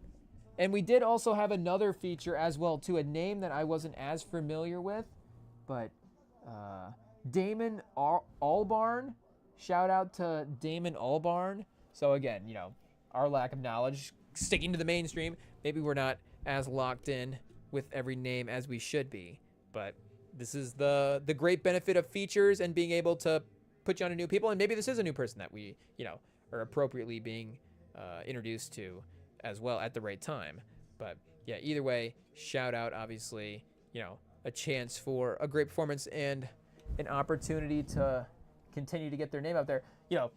The song before Doechii is a little like, we got to get to the next song as well too. But we're definitely willing to give an opportunity. And ooh, there we go. We got the drums kicking in here. Definitely a little slower, kind of change of pace, middle of the album type of song as well too. So definitely not in skip territories, but again, there is a placement situation with this where we have some energy, we have some beat switches, we have some anticipated features that are on the rise next. But here we go. ASAP, okay. Shout out. This is kind of a fun cadence that he's in right here. Nothing too crazy. This is, again, everything now is just being compared to J. Cole at this point. The Pandora's box of J. Cole comparisons has been opened. Now, this does seem like some KOD type vibes, which, speaking of being an easy target for music chat, you guessed it, KOD, we love it. It's a good album. It is what it is. This feels like it's a beat that could have been right on there. And one of the singles that he did drop, of course, was with J. Cole. Ayo, he dropped that Ruby Rosary track, which J. Cole, was obviously snapping on, as he tends to do when he features. But yeah, this is that kind of funky, there's a little bit of a slowed down vibe. Like the soundscape for KOD, speaking of unique soundscapes from J. Cole, that is, super unique. And I don't even really know it's, is it difficult? That's not a project that you necessarily say like what sounds like that project, but it is, it does have like this kind of off kilter vibey production that I'm sure, again, just our lack of knowledge on some of the more specific sides of the genres to know where to look to find these types of things. And then, when they cross over to the mainstream, that's when they're brought to our attention. But regardless, for what we listen to in the mainstream, it does, provide a unique set of songs compared to some of the other stuff that we're getting.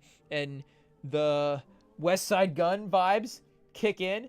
I thought I heard some ad-libs there. Some I guess is that Chewbacca or is that Westside Gunn? I think our impersonation, is bordering on a couple of different things. There is that ad-lib though it's a little bit of it's like a Chewbacca Predator combo. I don't know.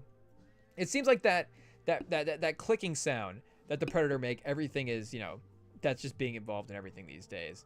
It is what it is. So I don't know if it's just on the top of our mind. We want to mention it. We rewatched that fight scene from Dune 2 and it's got those creatures in the background and they make the clicking sound. In the Odyssey, that's what I was thinking of. it's in the score in the Odyssey. There's like a, I don't even know. Oh, there we go, chat. Boop, boop, boop, boop, boop, boop, boop. Shout out. That's the ad lib, chat. Hey, yo. I don't think it's. It is what it is. Hey, yo. Maybe Star Wars Grizel. Do we tread lightly? I think there's a spot for Chewbacca on any label. He's obviously a star that would bring attention to wherever he signs. But I'm just saying, like, him doing ad libs, there is a lane for that.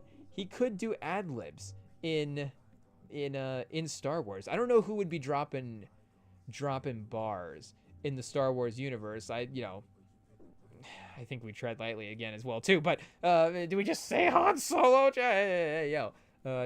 I don't know.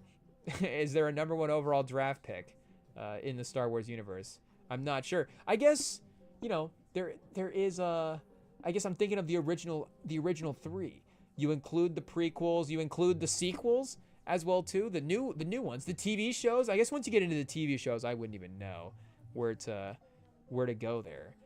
But this is well too, chat. The Dochi track. Hey, yo, anticipate the Dochi track. I just lock in. I was like, who's that we're listening to now? Hey, yo. Dochi's voice, we're snapped back in. It is what it is. But the jazzy instrument scene on this album, I think it works.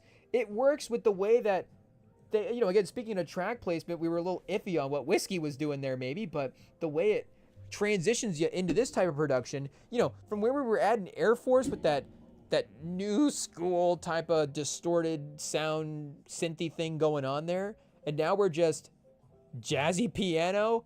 What is this? Just like, Nat King Cole and somebody just singing back and forth. I don't know what's happening, now, but this is working, and is, I think, great curation for him and feature selection, and for her as well too, because again, her sort of sound and ability to mix cadences and things over productions, and the production of that Alligator Bites Never Heal is very distinct, and you could see again just that jazzy sort of that jazzy West Coast hip hop what do we say, influence, that's the word, influence being incorporated into the project there. And this is a beat that does feel like it could be in that lane. And again, for her obviously to feature on that is just that continued sort of maybe branding as well too, if that makes sense. If the features and the beat choices, if there's a similar, lane and style that is something that you gravitate toward, it could become sort of a little bit of a signature thing in a way as well. But, and, again, this is very unique. You've got almost just like a back and forth conversation style track that is happening. See what I mean? It's just one of one type of approaches to tracks. Is this like a We Cry Together? I'm not sure. Almost like a Kendrick, To Pimp a Butterfly type of interlude happening here. Maybe like a Untitled Unmastered type of track almost. Just snuck into the tail end of this pause. Of this album is really sneaky creative work by A$AP Rocky. Well done. We gotta say. Works in the sense of the album. I'll definitely find myself, like I said, we'll listen to anything. So I'll find myself going on the runs of listening to jazzy, laid back instrumentation, soulful beats and things like that. We'll work that right in there. I don't know if this will be like a for free interlude into Robbery. We're just, we're really going for the jazzy vibes. It is what it is.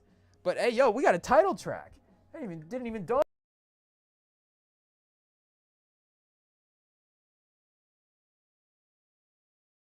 as well. And then we got The End, and then I guess the deluxe. He already dropped the deluxe double back chat. He didn't even need to. A$AP Rocky is like the grocery bag trip for the album. Just the whole album in one trip. Here's the album and the deluxe. He literally did the LeBron chat. Literally did the LeBron. Pause. Once again, we had to find a way to give LeBron credit. Everybody in the IT, stand up and give LeBron a round of applause. A round of applause? Give the man a applause. We're going to just start calling it that from now on. Everybody gets a round of applause. After the A$AP Rocky album is over, a round of applause for Doechii on the last verse. A round of applause for West Side Gun as well too. Brent Faiyaz earlier, shout out, a round of applause for him. But here's two more for you, chat. SWAT Team and Fish and Sticks. Hey yo, so a great idea by LeBron. Hey yo, I guess that one, the name is easier to say than the rest of them. But yeah, shout out. So this as again another vibey. We're slowed down. This is a little more emotional, like the vibes of the other ones. Again, I would say, if we didn't say it enough times, they were more chill and laid back. There is a emotion and a gravity to the first part of this beat that is comfortably set at the end of an album. Like, I don't mind when an album, obviously, a good beat's a good beat, but having those kind of emotional touches near the end, pause, when you're kind of winding down. Again, sometimes it can take you that listening experience driving around. The day has changed a little bit, over the hour. Maybe the mood is, shifting in the drive or something. Everybody just listening to albums in the car is how it happens these days. Hey, it is what it is. But this, again, a little more, I don't know if heavy is the right term, but I almost feel like we just need to be, we need to be quiet out of respect for the track almost. I feel like there's like something happening that we're being disrespectful for over here. Just rambling on about. And we get an interlude. We did have an interlude earlier, but this hasn't even really needed those types of things to keep engaged or mixed up or whatever. Chat, I mean, again, at this point, we're 14 to 17 tracks in. It is what it is. This album is a success. Shout out. And, for last year as well, too, like, the first album review we're doing is the Weeknd album. It's this generational, is it a generational project, but it's just this great moment and a culmination of what he's been able to bring for the sounds of his career and, really able to capitalize on some of even those Michael comparisons as well, too. There's even a conversation that gets started there. It becomes a real moment for him and is arguably, just a project that you're looking at going, and I'm not trying to immediately go, is this project comparable to projects that can't be dropped? I guess that's not even the point, as well, too. I think, again, this, is this the album of the year right away? I guess that's not the point. The point is this is a really great album. This is a really, really great album. And, I'm going to actually need to pay attention to it as well, too, to really lock in and, I guess, give it the actual A+ judgment. Maybe lyrically he's just way off and we're not paying attention and we don't be dumb. We've just missed like these trash bars where we're just like, oh man, I can't believe he's saying that. Should we go here? Let's go to this robbery track here and see. I know this one was literally, was this more spoken word? I'm not sure. Superstar jazz man, no guitar rock star. I'm in charge. I'm the general. My gunners pop off. Popcorn. Y'all do is log on. New York eat a glizzy. Oh, now they hot dog. AK in the seat, always been a hot boy. Dolce on the briefs, always been a top dog. Flacco season socks on. Some think I robbed him. Why last 7 years only dropped like 5 songs? Peace, love, bye. God, big bodyguards. Strong arms, buy guns. Let bygones be bygones. Can't do a fit check. You get the price wrong. Snake printed leather, but you picked a python. Ooh, okay. Come on. That's the start of Doechii's verse. Hey, yo, I don't know if that's the exact cadence, but come on. Maybe it is. Get on top of me, baby. This is actually the verse. We're just reading here. This is not us. You like the way I shop? Well, you should sponsor me, baby. I'm the bass quit Banji. Oh, chat, we just lost our opportunity. We can't say words. I know what you want. I know you want my Bantu knots on your Sadies. Say that there. Leave that there. We both rock Flintstones. They bound to stare. Them late nights we ate angel hairs. They gon' hate where they can't compete or compare. Sex on the beach. Please don't spill it on the mink. Address me as Chi-Chi, not Doechii. When I'm in the wild. Rubies on the brooch. Vintage leather coach. You ain't invent this, ho. So please don't approach. I like that ho is now kind of is becoming a term for Doechii.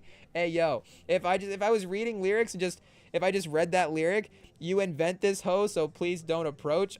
Ruby's on the brooch, vintage leather coach. You ain't invent this ho, so please don't approach. I would probably think that would be Doechii. Shout out. She does have that bar. Is that on Nissan Altima? Where she's like, you and Coach Ho.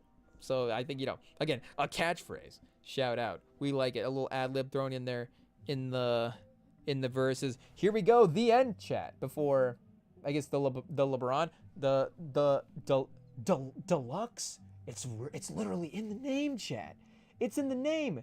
We don't even have to change the word. The deluxe. Pause. I'm not sure. Maybe we rework it there. I don't know. But yeah, 2 more for you after this, after the end. ASAP. We're slowed all the way down on this one. It is what it is. But the perfect way to, I guess we're not slamming on the brakes for the end of this album. We're cruising in, soft landing, nice chill approach at the end of the project. ASAP on the. Oh wait, we didn't even finish the verse. Again, to quote the verse, I guess. I don't know. Maybe just move to the next part. We're taking up. I guess it just watch me like I said on the suede seat. We're taking up space. His wife, oh, don't face me. Let's propose a toast.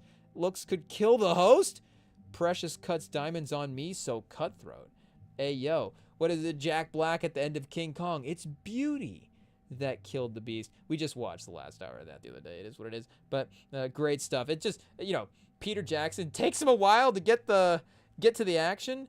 And I guess you do have the Kong fight versus the three T-Rexes all time. And then you watch that and then watch from when he breaks out of spoiler alert, from when he breaks out of the theater to just watch that to the end and it's fine.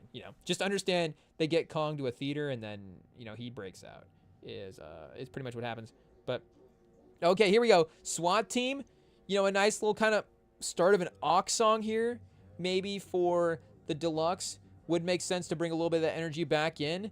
And then I imagine with him and Tyler, they could go that old school, them just dropping bars, kind of going back and forth on a beautiful production.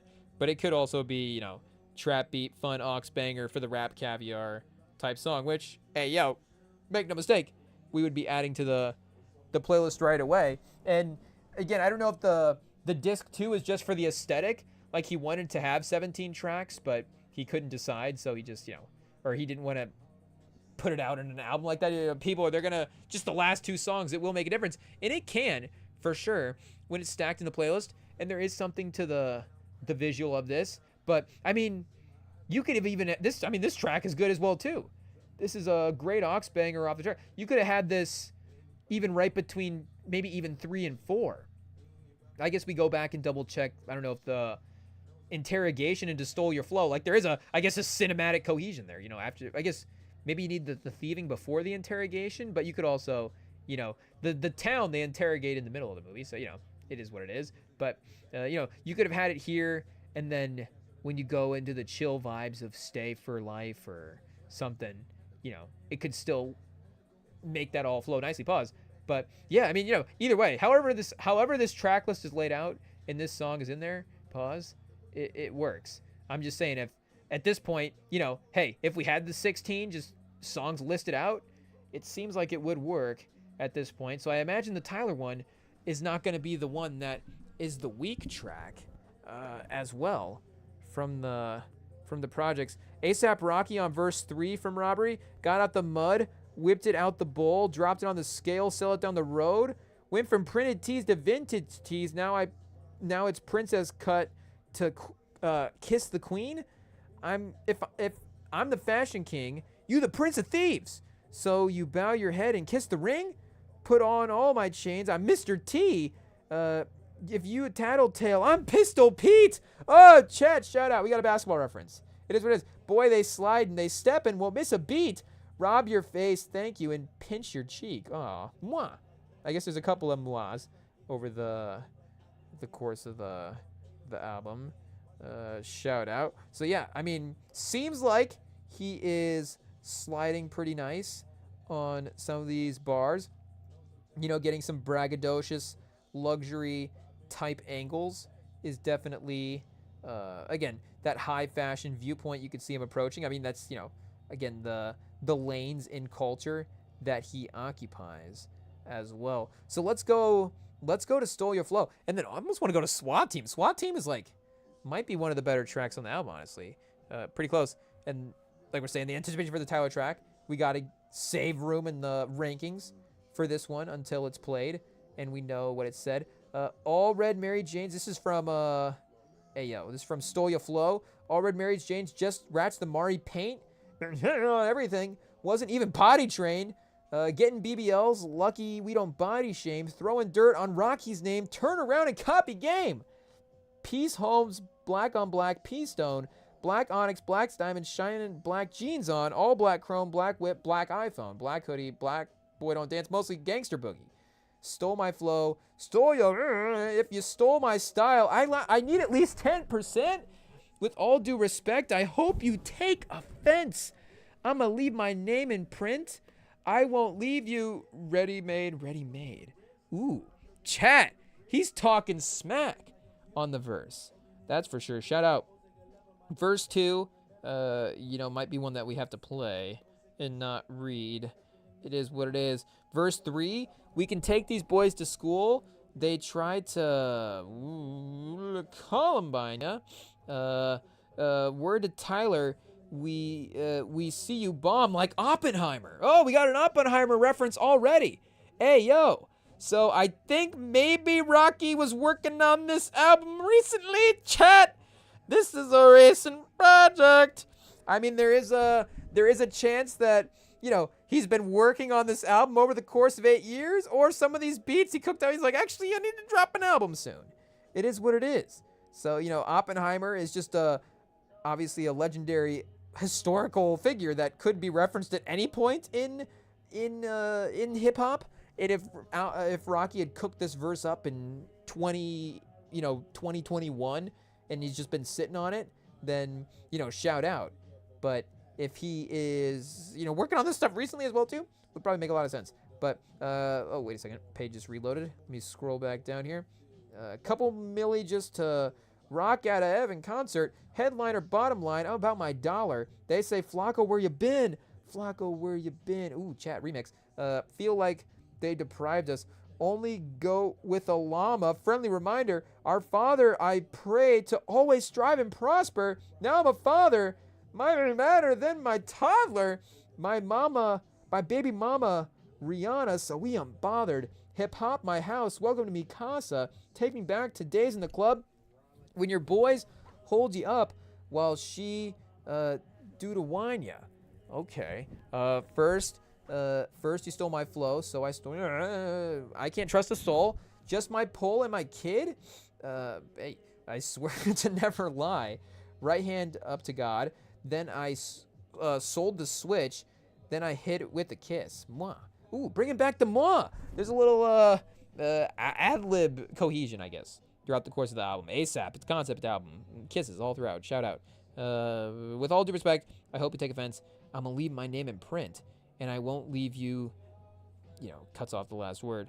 Hey, so yeah, I mean, just a couple of cruises through some of the words, and I mean, seems like he crushed it on all fronts, chat. I mean, I think he kind of did it. I don't know what it's gonna be difficult again. What level are we judging these things on? Like, is this the best album? His albums, again, early on, for what they meant for the time and for how unique they were and the way they made their way through the culture online, and just how that whole generation of guys that came up online that way was unique, and how some of those early guys, again, were paving the way and laying out the blueprint for how some stuff would be captured in modern times as well too, with moving into the streaming era. So those are really one-of-one projects, and there's just some great stuff that happens there. But this is, for replay value in 2026, what's not to love? There's great vibey tracks for late night drives. There's emotional cuts at the end. There's ox bangers on here. We've got Tyler the Creator. We've got Doechii. We've got Brent Faiyaz crushing vocals. I mean, this is an album that checks all the boxes for songs that are gonna be replayed, for songs that I want to add into my playlist. This is A$AP Rocky giving us a great project to start the year, for sure. So, I mean, you know, a round of applause for A$AP Rocky after this album. You know, number, ratings, all that different stuff aside, this song is this about how many songs do we add? How many songs are worthy? And this album is worthy, Chad. This album is worthy. I get maybe everybody's gonna have their own taste and songs that they pause, you know, and songs that they gravitate toward and what they're adding for the playlist. So again, I'm an easy target. I guess we'll have to see how the West Side Gun track ages in our playlist. And the end was really starting to slow down there as well too. So just in terms of, you know, again, like there is a difference for some albums, some songs, of course, listening to that in the course of the album experience is totally great versus maybe I'm just not always gonna, you know, is it a queue up song? Am I playing it around people? You know, am I driving around and, you know, we're just like playing the, you know, the craziest beats we can, you know, or we're just really, you know, I guess in a mood or something, you know, again, what vibe does it fit into? But for just the most part generic, if this song just randomly popped up and was playing in a playlist, I gotta say, like, there's not a song in here at this point that I think I'd be majorly disappointed. I guess maybe, and honestly, maybe Punk Rocky. Maybe Punk Rocky, just because it was, again, intentionally sort of that punk rock record. But it seemed like a pretty decent punk rock record as well, too. I don't, you know, for what it was, I can't imagine it being bad. You know, is there even a skip? If you like punk rock, I guess you just like all of it, right? Because it's all the same. Hey, yo, we got him. So, again, maybe that just was a lane that he was trying, and what are we gonna sit here and say that it was bad? It was, you know, again, it was a song that he was making a punk rock song. Hey, yo, he didn't make a punk rock. He was making an album with 17 songs that the Remington Pod would like. Hey, yo, you know, he's making 17 beats that he wants to throw on an album. He's trying to take on different fan bases, and or whatever he wants to add to. If he wants to try to, you know, tap into some punk rock fans. Hey, yo, pause. Maybe that's it. Who cares? Let the man drop the project on his album, and it's a good song. Hey, yo. Again, am I moving on a couple of times when I'm listening to the album? It is what it is. But I can't necessarily sit here and say that it's a bad song or a poor attempt at a single or something like that. But either way, it is, for the most part, I think this is absolutely a win for A$AP Rocky. Again, do we need him to drop a top 10 album of all times if he takes 8 years off and is meticulous? And that's the other thing as well, too. Like I'm saying, I don't think I necessarily expected, and not to say that it wouldn't be an album of quality, like we literally got one, but I wouldn't say that the 8-year break, again, would be like a Kendrick Lamar. He's been squeezing every ounce of creative, you know, again, I'm not trying to be disrespectful here, but, you know, it's like I'm literally spending every minute creatively focused on what this next album is going to be. I think, you know, again, there is probably some legitimate business reasons as to why the album couldn't be dropped, combined with the fact that he is just a, you know, again, a very culturally relevant and very busy guy at this point. So maybe it's not going to be the immediate thing that he is able to get to all the time as well. You know, is he Will Smith? You know, this is not the Will Smith album from last year. Hey, yo. You know, it's not like, okay, A$AP Rocky, it's a good thing the acting career is starting. It's like, no, the man, you know, did he make this album in 18 months? Did he make this album in 8 years? You know, I'm sure there's a little bit of crossover for either one, but for, like I'm saying, for replay value, for songs that I need to refresh the rotation and get started off with the new year right, get a great star power name that has some new songs that you can play in a communal setting. I mean, he crushed. So, in Helicopter, again, this is a fun aux song as well. So wait, let me go back to SWAT Team here real quick and see what we got here. We'll have to definitely give it the car test when we're around the friends and see, you know, hey, yo, you don't want to test out songs like, okay, what are they going to react to? You want to pick songs that, you know, are going to obviously get a positive reaction. But we may have to test a couple here. We'll see when the beat hits. A little reminder of how that is executed. But you got the building sort of, you know, the lower vocals from A$AP Rocky on this one. We might have to hit the mute and lock in.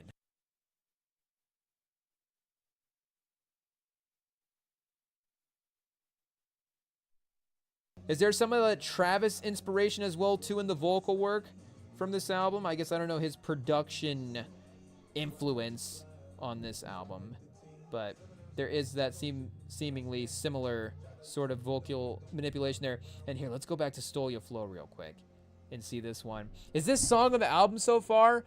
The Stole Your Flow, Stay for Life double, and the beat switch on Stay for Your Life was pretty good. So those might be the definite 1-2 off of the album so far. And then we'll have to see then Robbery number 3, and then Don't Be Dumb number 4. Maybe. We'll have to revisit this, initial 7-8 track run to start and see how we rank that out. But yeah, shout out, and again, like, even with the J. Cole announcement as well, too, there's just immediate competitiveness in the game, and the game is supposed to be competitive. Shout out, we're going to compare, we're going to have these albums compete against each other. Make no mistake, it is what it is. But this is a very, very strong competitor and great songs, nothing to be ashamed of.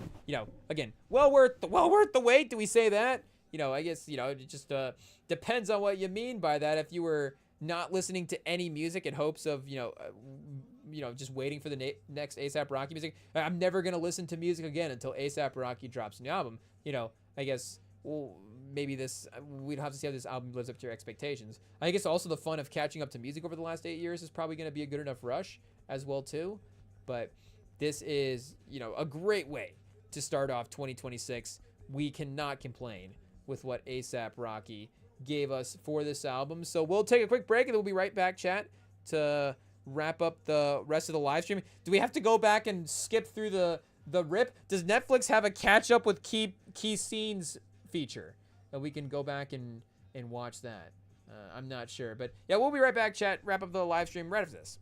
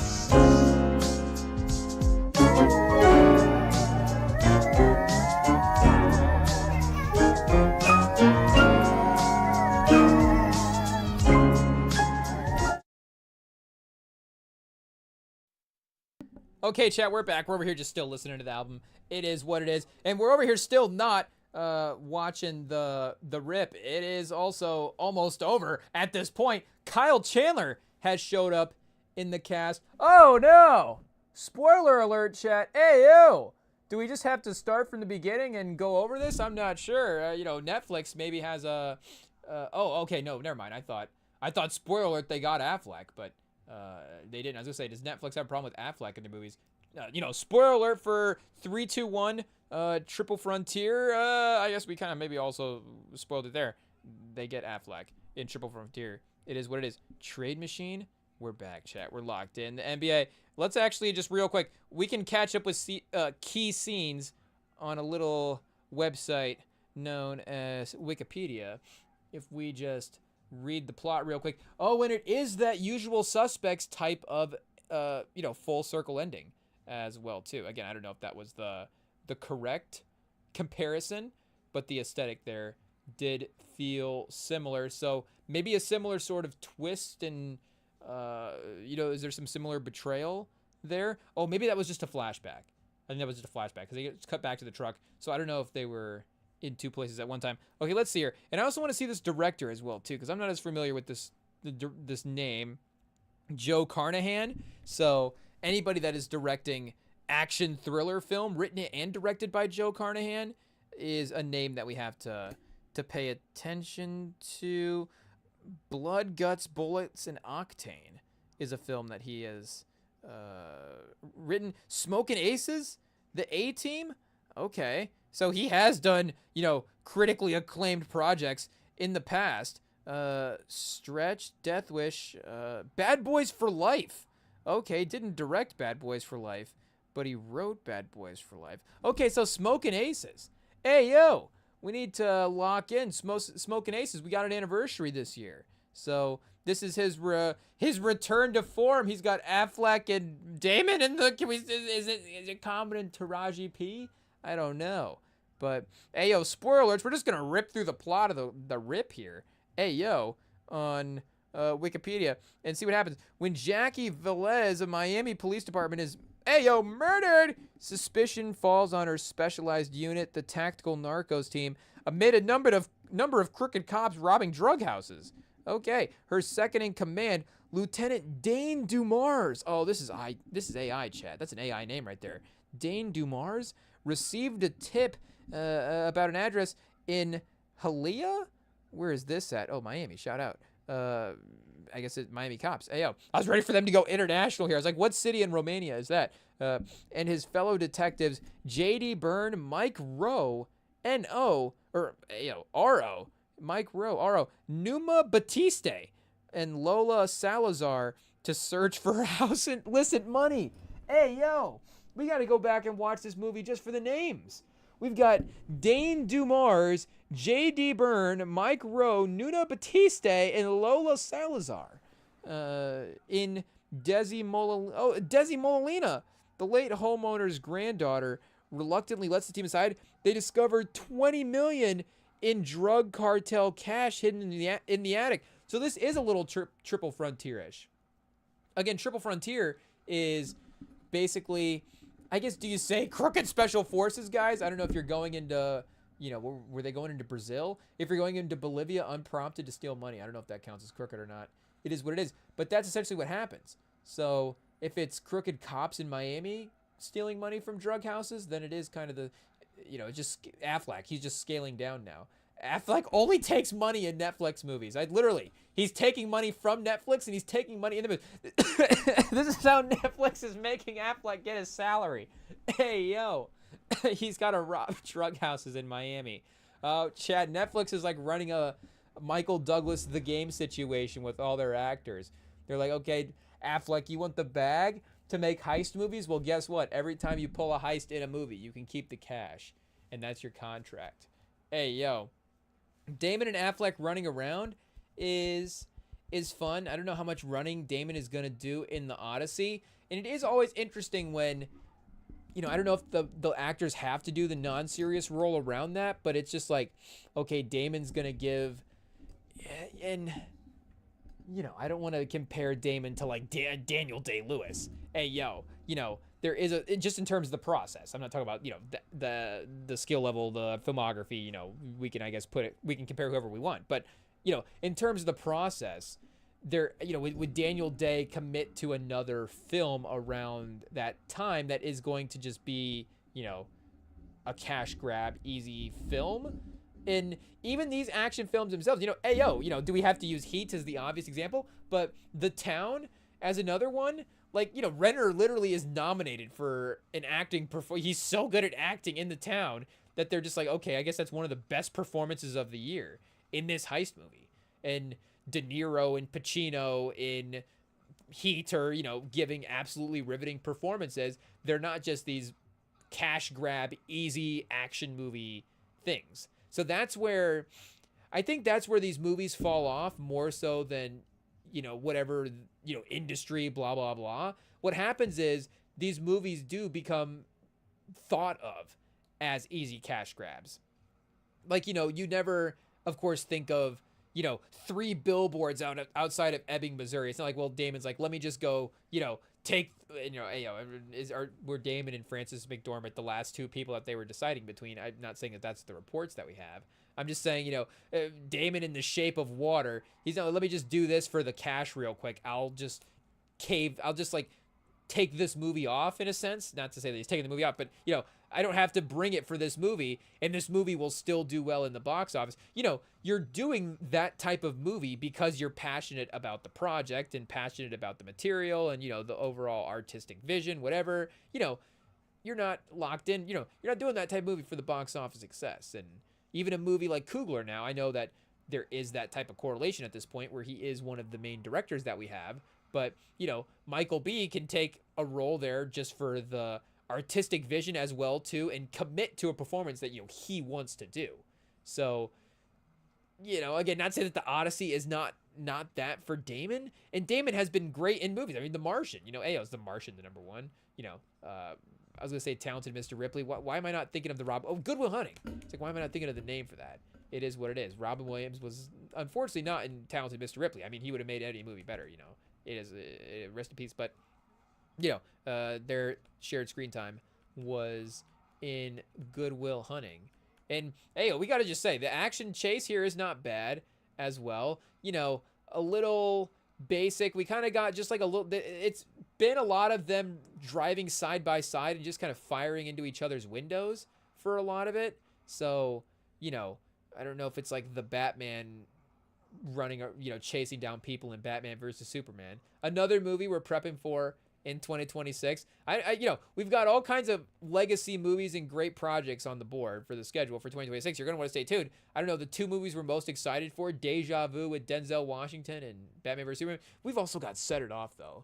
We've got Set It Off in the DVD collection over there, so that's definitely going to be a top 3. I guess spoiler alert for the schedule, but, I mean, you can look up what the movie anniversaries are. It's no secret, so, if Set It Off's anniversary is going to be up there and we have the DVD, 3 feet away from our outstretched fingertips, then maybe it's an obvious one that is going to be on the list. I don't know. But yeah, also, what did we say? Deja Vu? Is Deja Vu 2006 or 07? It might be 07, and we're just reading it as 2006 to get it on the schedule. That was a mistake. We didn't know that. But also, so it's Set It Off and Batman vs. Superman as the top 2. But okay, Set It Off and, a heist movie and a Batman movie. Who would have guessed? Who would have guessed? But, oh no, chat. Our guy Steven Yeun, spoiler alert, down bad. I guess we didn't even finish ripping through the plot here to catch up. Burner phone? We like the sound of that. That will get me to discover the $20 million hidden in the attic. Dumars disobeys standard protocol. Do we have to skip ahead? Is that Affleck's character or Damon's character? Oh, that's Damon's character. I was going to say, Affleck once again, breaking the rules in a heist is getting him in trouble. Also Triple Frontier. But wait a second. Okay, so wait a second. Refusing to notify higher command and confiscating the team's phones, but Rose secretly uses a burner phone. Okay, wait a second. We didn't get that. They find the money hidden in the attic. Dumars disobeys standard protocol, refusing to notify higher command and confiscating the team's phones. Okay, but Rose secretly uses a burner phone. After an uneasy encounter with local officers, the team arms themselves As they count the money, Desi explains that she was instructed to offer a share of the money if the stash was discovered, but Dumars is suspicious after learning she was once a police informant. As mysterious calls to the house threaten the team to leave, Burns confronts Dumars for lying about the original tip, which Dumars refuses to show him. Fearing the lieutenant is preparing to steal the money, Burns calls DEA agent Matty Nix, who suggests Dumars may have been involved with Velez's death. Realizing the empty neighborhood is under cartel's control, Burns investigates a nearby house alone. And Desi warns Rowe that Dumars has convinced Batiste and Salazar to help rob the stash.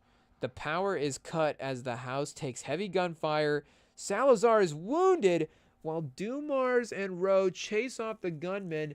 Byrne appears with the cartel lookout from Chad. I'm locked in. I'm reading right now. It is what it is. Byrne appears with the cartel lookout from a neighboring house, who calls his boss, explain that they did not attack the detectives. The cartel is willing to abandon the money, but warn Velez that they may have been killed by a member of her own team.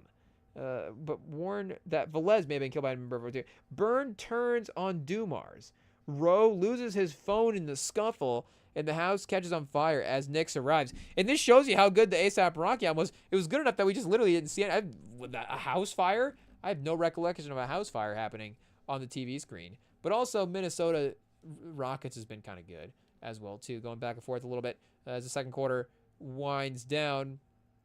The white and the yellow pages are left there in chaotic scene at the end. I don't know what that meant, but okay, now I don't know, some deep clues there. You know, the phone books are back. What does that mean? But let's see where we left off here. They lost his phone in the scuffle, so maybe that's why there's the phone book. And the house catches on fire, leaving Batiste and Salazar with Desi. The other detectives accompany Nix and the money in the back of the armored vehicle. I think that's where we got kind of locked in there when they were in. Oh, is Matty Nix Kyle Chandler? That would be Kyle Chandler's character. Dumars reveals Velez sent him the tip before she was killed, planning to use the house as bait for the crooked heist crew to force them into action. He led everyone to believe he was stealing the money himself.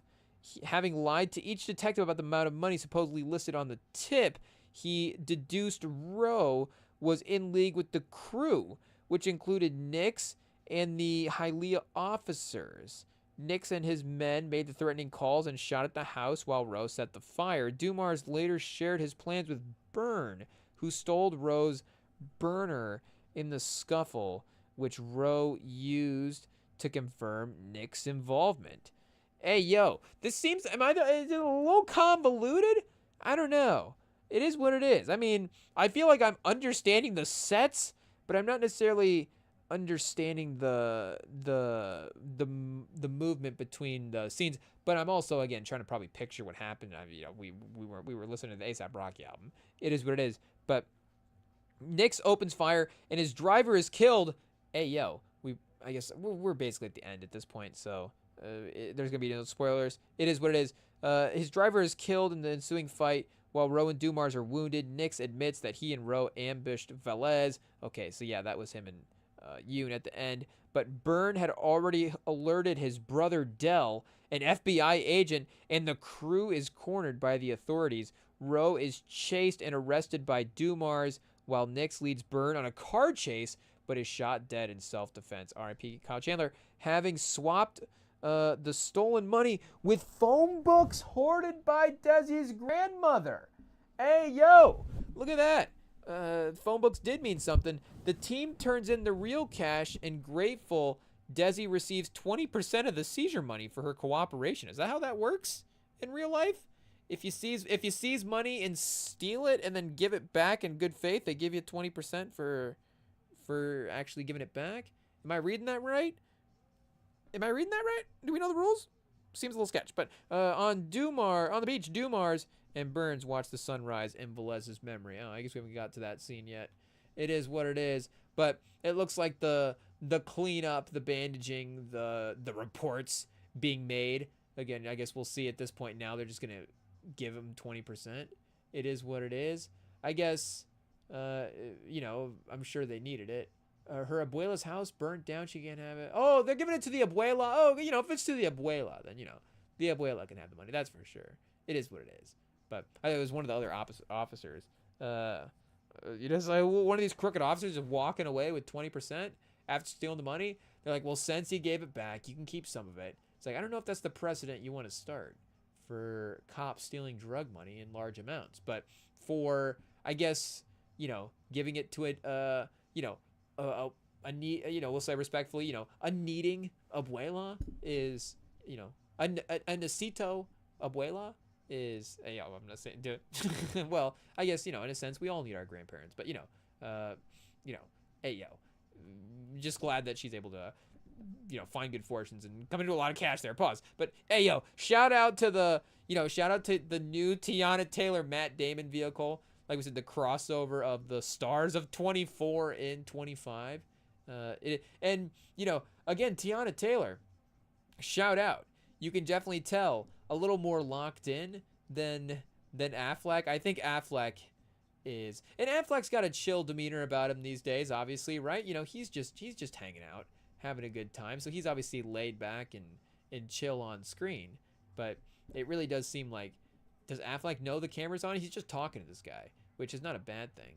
But okay, now he's giving him a hug.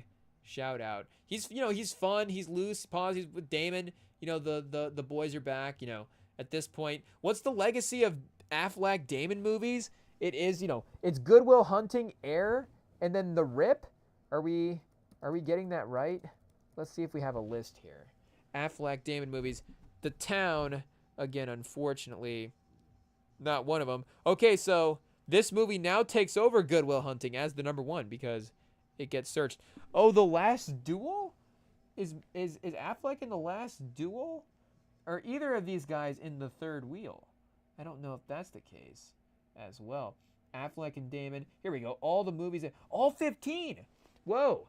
I would not be able to name the rest of these off the top, but we'll see what gets recalled here as we rip through this. Are we still even playing the album as well too? I think we are. As a Punk Rocky is back on. Oh, chat, the first skip of the album. Shout out to Punk Rocky. It is what it is. Okay, we've got The Rip in 26. Animals. Oh wait, also in 26, a childhood to collaborate once again for Netflix. Kidnapping crime film. Oh, these guys are just getting the bag. It is what it is. I mean, no wonder Chase got what do you call it, pack it in for 2 movies. Pause. Hey, yo. And then the Odyssey as well, the grueling nature of that. So yeah, I mean, Damon's gonna be exhausted in 26. It is what it is. 2023 Air is there. So yeah, The Last Duel. Oh, Affleck, what is that? Hey, yo. I guess we gotta throw The Last Duel back on. I don't really remember this one that well. It is what it is. I mean, I remember it obviously being dropped, but the movie itself, I don't know. Okay, Jay and Silent Bob reboot Project Greenlight 20 HBO series. Jersey Girl. Oh, with J-Lo. Yeah, maybe we need to do a J-Lo run for the IMDb. The Third Wheel. Luke Wilson, Denise Richards. What's Affleck? Oh, the supporting role. Luke Wilson and Denise Richards rom-com. We need to maybe catch up more on rom-coms. I'm not sure. Jay and Silent Bob Strike Back. Wait, did it say The Rip was the number one, or is it counting backwards? Well, I think it's just chronological order, right? What's going on here? Dogma in 1999. Good Will Hunting in 97. Wait, why is this an 11? What's this? What is this ranking? Good Will Hunting remains Damon and Affleck's defining work together. They started writing in the screenplay in 94 and began projecting in 97. Their childhood friends couldn't believe what they accomplished in 2021. Damon shared out. Ian Affleck cried on the first day of filming. Whoa. Sometimes those moments speak to you. Shout out Damon. The film was nominated for several awards. Their co-star, the late Robin Williams, shout out, rest in peace, won Best Supporting Actor as well. Chasing Amy, 97. Glory Days, 95. School Ties, 92. That's probably another iconic movie we should have thought of. Oh, Field of Dreams. Hey, yo. In the Home State. Uncredited? Okay, I feel less bad now. I was about to say, I have no memory of these guys at Field of Dreams. And I haven't seen Field of Dreams in several years. I don't know if it would be a movie that we should throw on. It could be a summer movie for sure. Now if they have the Field of Dreams game as well, I don't know if that's a holiday, but maybe when the Field of Dreams game rolls on every year, we throw that on. I'm not sure. So shout out The Rip. Is it a top 5 Affleck Damon movie? I don't know, but they're back again in Animals. Animals and The Rip. Is Affleck going to be in the Odyssey? We'll see if Affleck is one of the monsters or something in the Odyssey. I'm not sure. But, hey, yo, shout out ASAP Rocky. Shout out Ben Affleck. Shout out Matt Damon. Shout out Denzel, ASAP Rocky's co-star in Highest to Lowest, of course. Any chance I guess we should get to shout out Denzel is going to be fun. Maybe we throw that back on as well. I'm not sure. But we'll be back Sunday. We got fun weekend ahead of NFL playoffs, college national championship right around the corner as well too. So we will be on during the second playoff game Sunday, the last game of the week, of course, as we have the 2 Saturday, 2 Sunday. So we'll be on for that second Sunday live, following along and recapping the weekend of NFL games as well too. If Kuminga gets traded over the next couple days, maybe we'll mention that as well. But otherwise, stay tuned. Be back. Follow the YouTube for when we are on next, like I said. And you can follow us on the podcast feeds as well. You can send a message at the Rim and Sam Pod on Instagram. And we look forward to seeing you guys here Sunday. We look forward to hanging out with you guys, of course, for the year 2026 is going to be fun. And we can't wait. It's just getting started. I mean, again, this is a great way to start. We know we've got great albums. We've got great movies. We've got, great old movies, the sports. I mean, chat, lock in. It's going to be a great time. So, I mean, in the playoffs, I'm sure playoffs, the drama hopefully continues as well Sunday when we are back. So enjoy your weekend. And